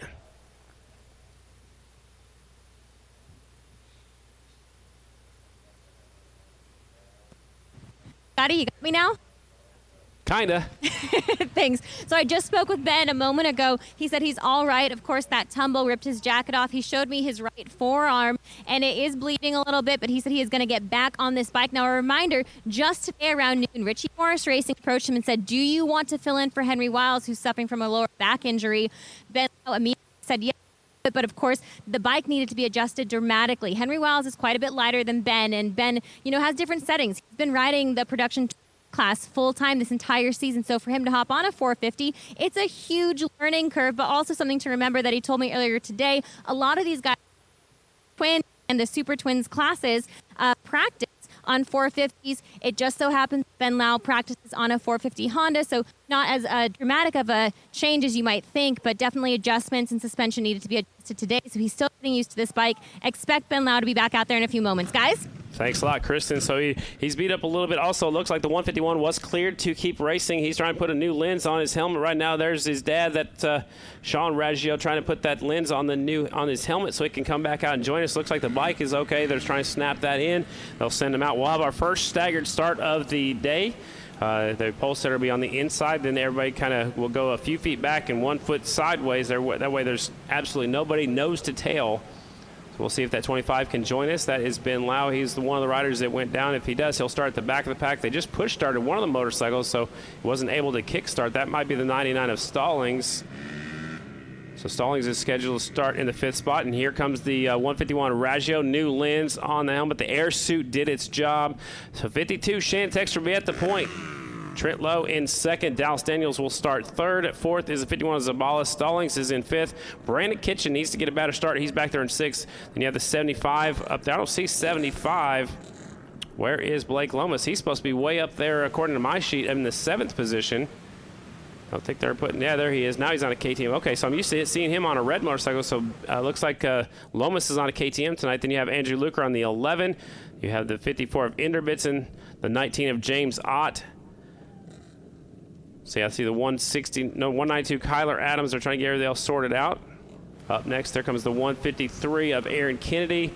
Dylan Bell in the 31. Then the 2 riders that went down will start at the tail of the field. So they're back there in the 14th and 15th position. They need to get all the way up to the top 8 spots. So Raggio will circle it back around. Everybody else scooting up to their starting spot. Here we go. Restart. Semifinal number 2. Can Shannon Texter get another hole shot? Possibly. She has a little bit of advantage now, starting a little bit higher above these guys. Here we go. Restart. Semifinal number 2. AFT singles light turns green. Shayna gets another good shot. So does Luker from deep in the field. Trent Lowe's in 2nd. We got the 51 Zavala in 3rd. Get everything sorted out. Look at Lowe going around the outside, looking for the lead off of turn number 2. Lowe's on the throttle. He's been looking really good here this year as well. He wants to get his first win. That's Zabala sliding up the inside. Yeah, Zabala, he's turning it on.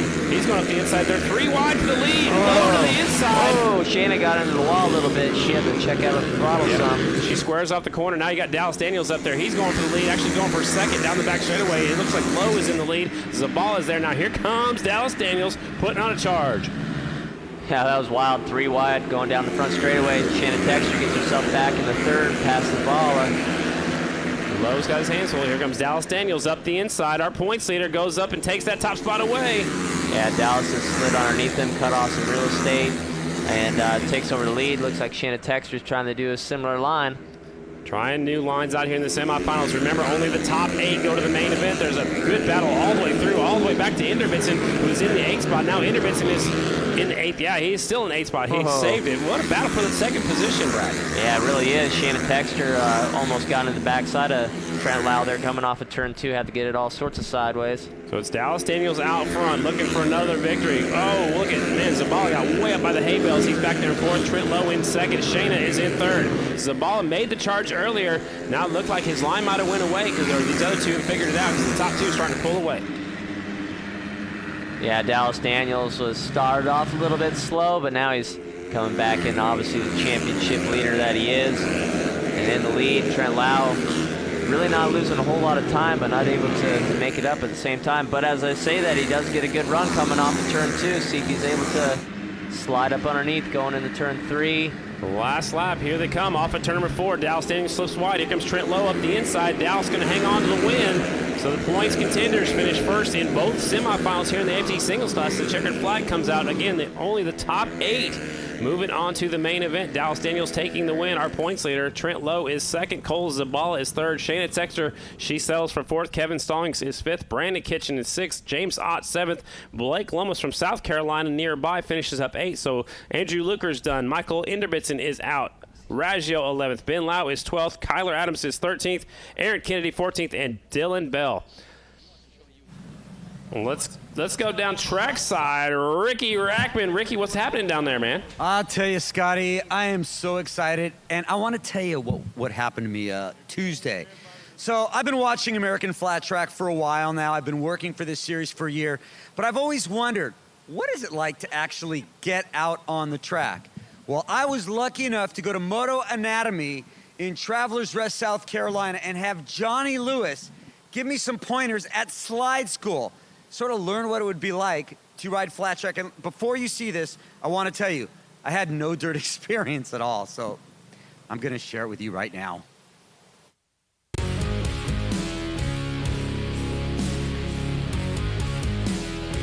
So I'm the rookie with the American Flat Track team, and even though I've been watching flat track for many years, I've never ridden a motorcycle on the dirt, ever, until today. I'm at Moto Anatomy. This is a school that's run by Johnny Lewis, and basically he teaches people like me that have never been on the dirt to ride flat track style, slide school. I got my body rotated, my knee is driving into the tank, because as we go into the corner, it's basically me leaning to the right and pushing the bike down, and that allows the bike to go into the corner a lot easier. You're not really using your hands to turn the motorcycle. All we're actually doing is actually add pressure one way or the other.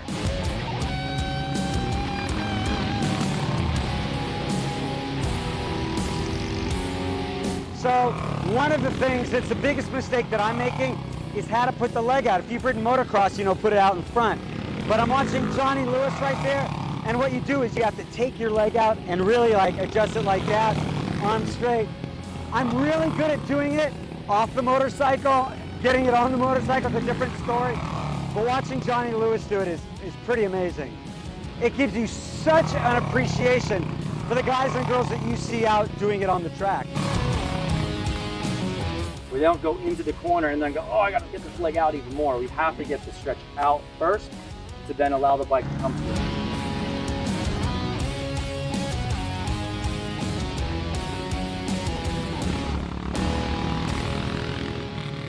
I know it doesn't look like it, but I feel like I'm getting the hang of it. They're telling me exactly what I need to do, and I can feel it. But now, I know this doesn't make sense, but they all say to go faster, you got to go slower to go faster. So now we're going to add a little bit of back brake, which you'd think would feel the safer way to go around, but that also adds a little bit of slide, which I'm a little sketchy about. I'm telling you though, I'm having so much fun, but now we'll see what happens when we add a little rear brake to it.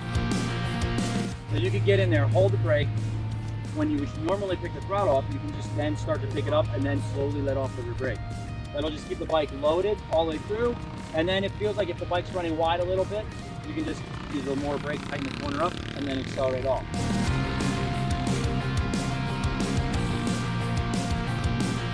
I'm using muscles that I've never used before, which would be every muscle, but you're really supposed to put the leg out like that, and I'm starting to feel it in the hip muscles a little bit, and it gives you so much more appreciation for what these guys and girls are doing out on the track, but of course they're doing it at about 130 and I'm doing it at about 10.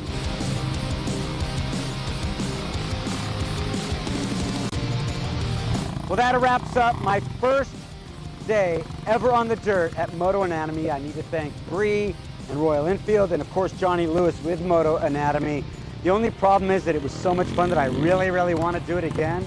And if you want to do it, just check out motoanatomy.com or Royal Enfield's website has a link. I'm going to go out one more time. I'm watching it. That's the second time that I've seen it. And I thought it looked a little slow the first time I saw it, but when you see it, after you see everybody on the track, it looks real slow. But I will tell you, I had such a good time. it also showed me what athletes all of these riders are. I mean, we know it, but you're using muscles that I've never used, which are most of them. And it was really, I've told you that it was a good time. And you can't see under this mask, but I'm smiling so much. And again, it gives me such a great appreciation for what these people are doing on the track. Ricky, I just got to say, I'm glad you went. I wanted you to go to it, and now I know I spent some time with you this week, and you're already ready to go to your second slide school. I'm definitely, I have no illusions of actually getting on a track this big or getting out there racing. But I know that if I get on the track a little bit more and I'm out there by myself, I will definitely end up on the podium. That's Ricky Rackman down there. He went to the Moto Anatomy Slide School. Special thanks to Royal Enfield for having Ricky out there at Travelers Rest, South Carolina. We're going to take a quick break. When we come back in about 8 minutes or so, we'll get into our AFT Super Twin semifinals. Don't forget to stop by the American Flat Tracker Clothing Company. If you're a little chilly down there, they've got some previous race sweatshirts and hoodies on sale if they have any left. They also have the event shirts, the Charlotte Half Mile, Progressive Charlotte Half Mile shirts on sale. They got them in 2 different colors. They've got beanies down there and much, much more. Also, the rookie class of 79 are down there. We'll take a break. We'll be back for semifinals. Royal Enfield made its first motorcycle in 1901. In 2020, Royal Enfield takes its first steps into the fastest globally growing motorsport, flat track racing. This partnership is just the beginning. For more information, visit royalenfield.com. Russ Brown Motorcycle Attorneys are the original lawyers that ride and the top motorcycle accident team in the country. These guys are tough, experienced, and they will have your back. If you're injured in a motorcycle accident, don't fight the insurance companies alone. Call 1-800-4BIKERS for free legal advice. Remember, if you go down, call Russ Brown Motorcycle Attorneys. SBS is your single source for brake parts and components, from pads to rotors, shoes, and other important parts, covering motorcycles, scooters, motocross bikes, ATVs, and UTVs. We create the power to stop you so you can go ahead. Find the right parts for your bike at www.sbs.dk. Explore the full 2020 Indian motorcycle lineup, including the all-new Challenger, the ultimate American V-twin bagger. For more info and to schedule a demo ride, visit indianmotorcycle.com. Always wear a helmet. Never drink and drive. Kicker Performance Audio is the official sound system of American Flat Track. Kicker's fully stocked line of products includes speakers, amplifiers, and subwoofers for your car and truck stereo systems, as well as those for your boat, side-by-side, and touring motorcycle. Kicker also makes Bluetooth outdoor speakers, over-ear headphones, and earbuds to pair with your favorite mobile device. To learn more or find a dealer, visit kicker.com. Absolute domination from Corey Texter, and yes, that was his sister Shayna that won our singles class. This is the first time ever siblings have won 2 different main events on the same night in American Flat Track. Winning Texas was cool. At the end of my race, I immediately shifted my focus to Shayna and was rooting for her, and it didn't settle in until the ride home. I was like, man, we both won on the same day, so that was really cool. For Corey to go out and win the race, he's had a lot of struggles over the last couple years, so that was super cool. And then for me to back it up, it was just a fairy tale ending for our family, and it's something that's going to go down in the record books for sure. My all-time favorite racing memory isn't even of myself, it's of Shayna when she won Knoxville. She was the first female to win a race, and all the effort we put into it after my dad passed away. The emotion I had when she won Knoxville is unlike any other I've had for my own success, me winning races. For her to win Knoxville was, it's my favorite racing memory as a family. Family for us is everything. It's super helpful to have him in my corner growing up, and my dad kind of learned how to build bikes. For him, that suited me then later in life. So it's nice having somebody to bounce information off of, somebody to test with, train with. We're not on the same team technically, but we're blood, so we're the same team, and it's nice to have that. It's cool to be able to have our family be our biggest cheerleaders, but also our biggest critics, especially our mom. She's going to be the first one to tell us if we're out of line, and keep us humble, keep us in line, and also give us a great role model to look up to. Yeah, my mom keeps us level-headed. She wants us to do well and succeed. Growing up, she taught us a lot, but she also let us learn and be dependent and learn things on our own so we could be our own individuals growing up. But she's our biggest supporter, and she doesn't know a lot about racing. She knows enough, but it's cool to talk about other things other than racing. Our mom brings a lot of that aspect to our lives, and without her, I don't know where we'd be right now. She's done a lot for us over the years.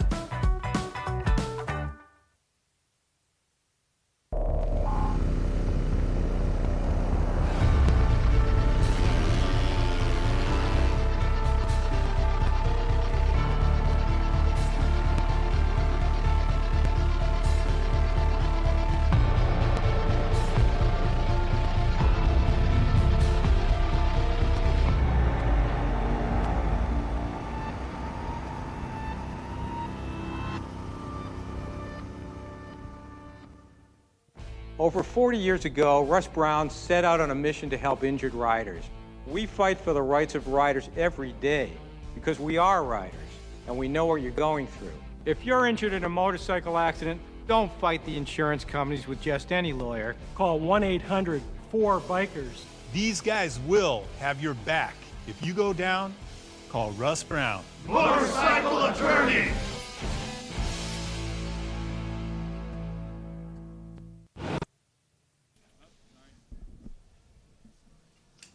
And we are back here at Progressive Charlotte Half Mile. First semifinal for the AFT Super Twins presented by Vance & Hines is rolling out onto the track.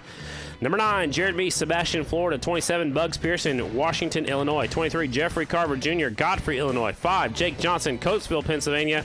Row 2, 6'9", Sammy Halbert, Graham, Washington. The 4, Brian Smith, 2-time Charlotte half-mile winner, Fenton, Michigan.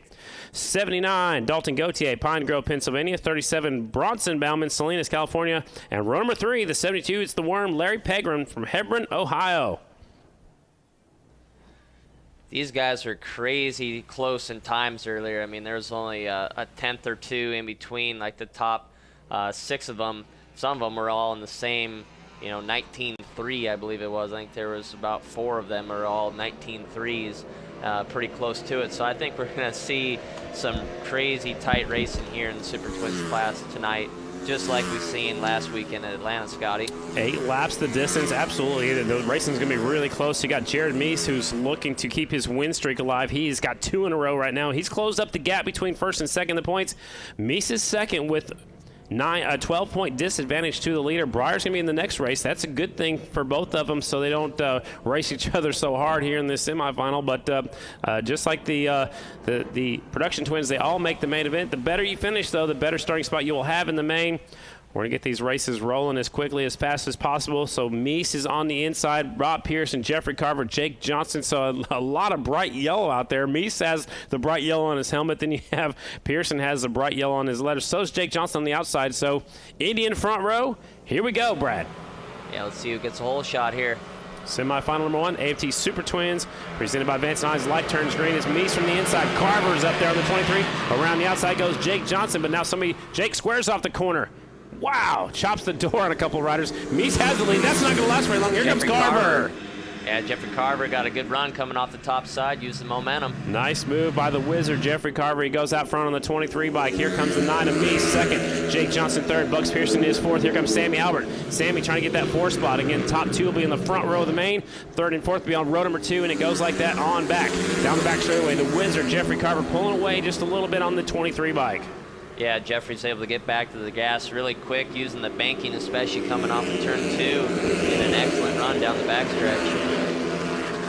Let's see if he does it again here. Carver looking really strong. He didn't qualify that well, but he's found some speed. He actually had a perfect turns 1 and 2 on the opening lap. Meese in second. Third is Jake Johnson. Fourth, Bugs Pearson.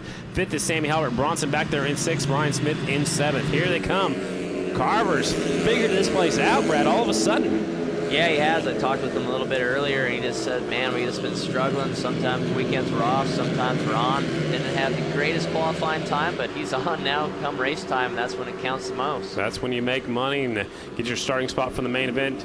Again, top 2 of their pick on the front row. They don't have to line up from inside to outside. You earn your pick in the main according to what line you finish on.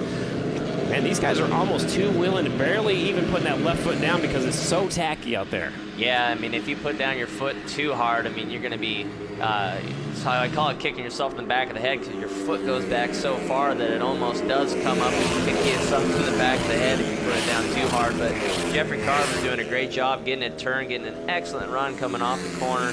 Jared Meese is keeping proper distance with him, but not necessarily catching much time on him quite yet. Battle's on for 4th place. Sammy Halbert and Bugs Pearson both exchanged that spot 2 times on that lap right there.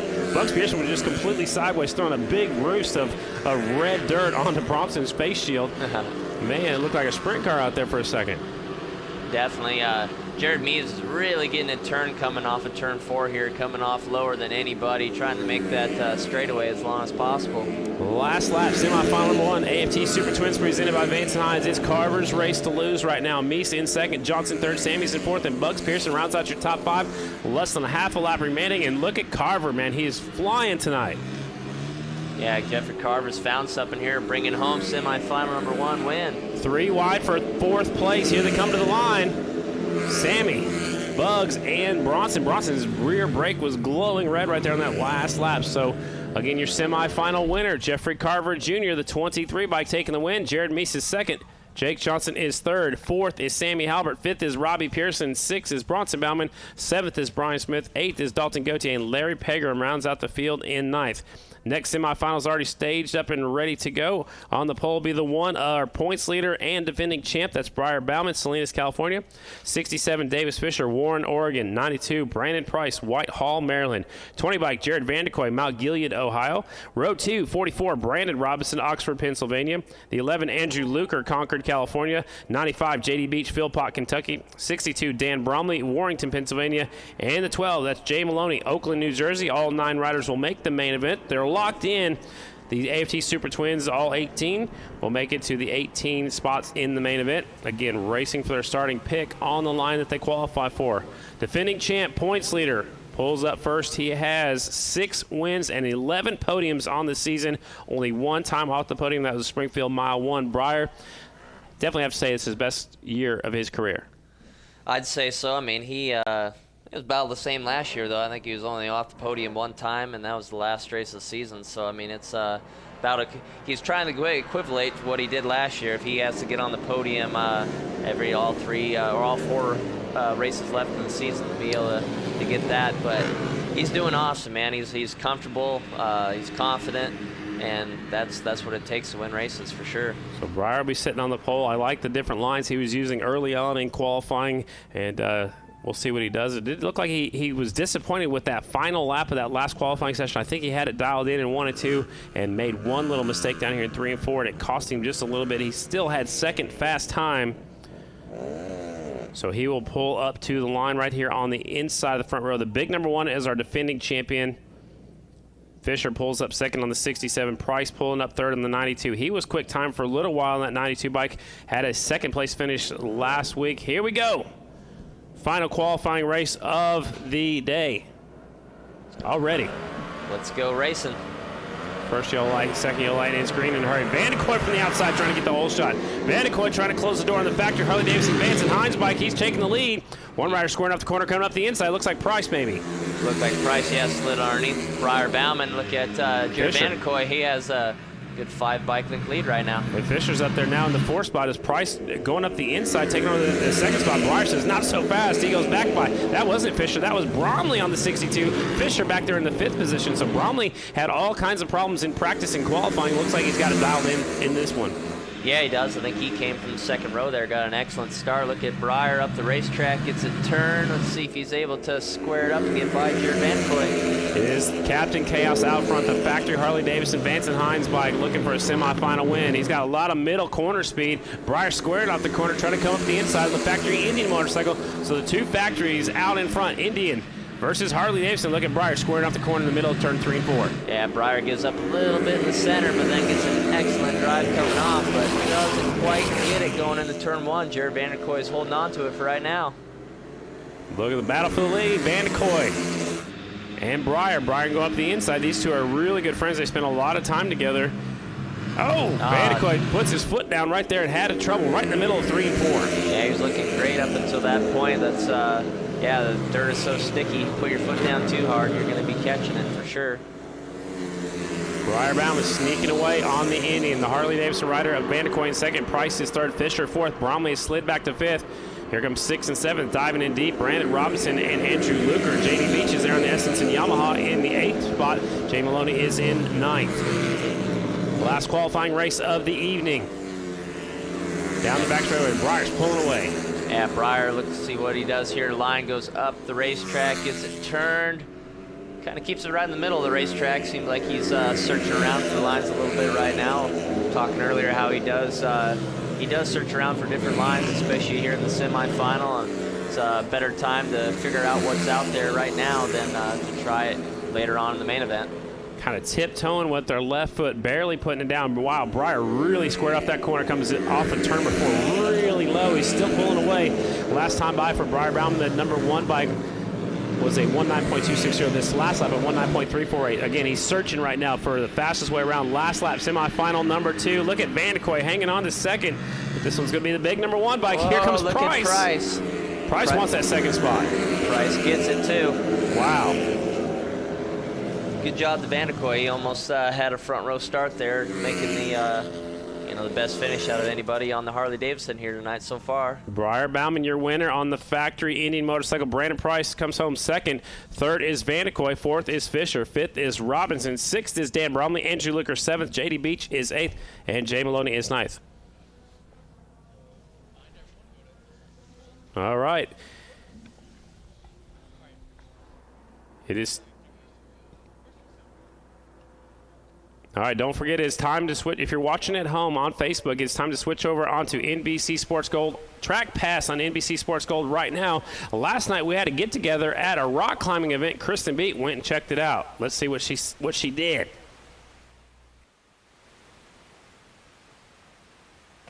Leading into the American Flat Track Series race at the half mile at Charlotte Motor Speedway, we spoke with some of the riders and IMSA drivers here at a special event, bringing both families, the AFT family and the IMSA family, together for a fun night. Yeah, it's awesome. We're out here at Cliffhangers, and to have an event with the American Flat Track riders combined with the IMSA drivers, it's huge. Not very often are 4 wheels and 2 wheels able to collide together and have some fun at such a unique environment. So super cool and exciting to be here. We got to share a little bit of our experience and a little adventure as well. As long as we are, we got a big race coming up next week. It's a 10-hour race, so as long as we get through it, that'll be fine. Hang out with them away from all the work stuff, and it's an awesome experience climbing all these rock walls. The scariest part is probably when you get to the top and having to jump and come back down. That was probably the scariest part for me. I've had the opportunity to go to the Rolex 24-hour and watch Philippe race. He's always in his zone. He's come to a few of our races, and we're always kind of doing our own thing. So tonight we're here at Cliffhangers, getting the chance to kind of be away from the track a little bit, away from our own environments, and kind of learn a little bit about something new. So it's really cool. I'm happy for the opportunity to do this. I'm not so sure how it's going to go, to be honest with you, but to be here and just kind of get our chance to kind of stretch out and see something new, a new sport that we've never seen before is really cool.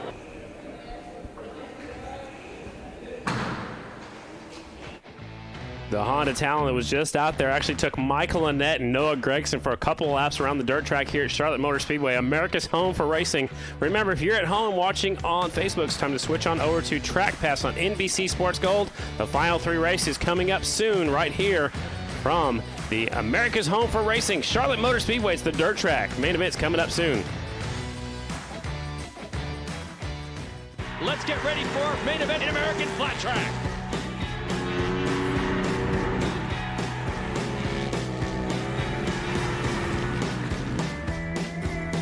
It's going to be a one-on-one duel for the win down to the last lap.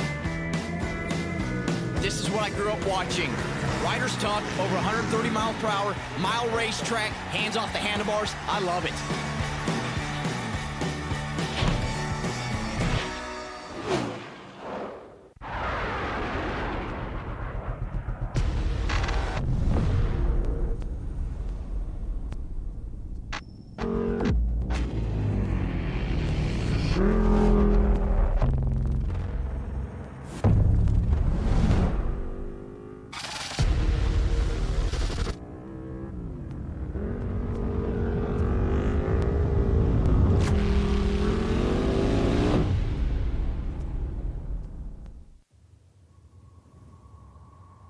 The darkness is full of demons, hazy creatures who lurk in the shadows, prowling under the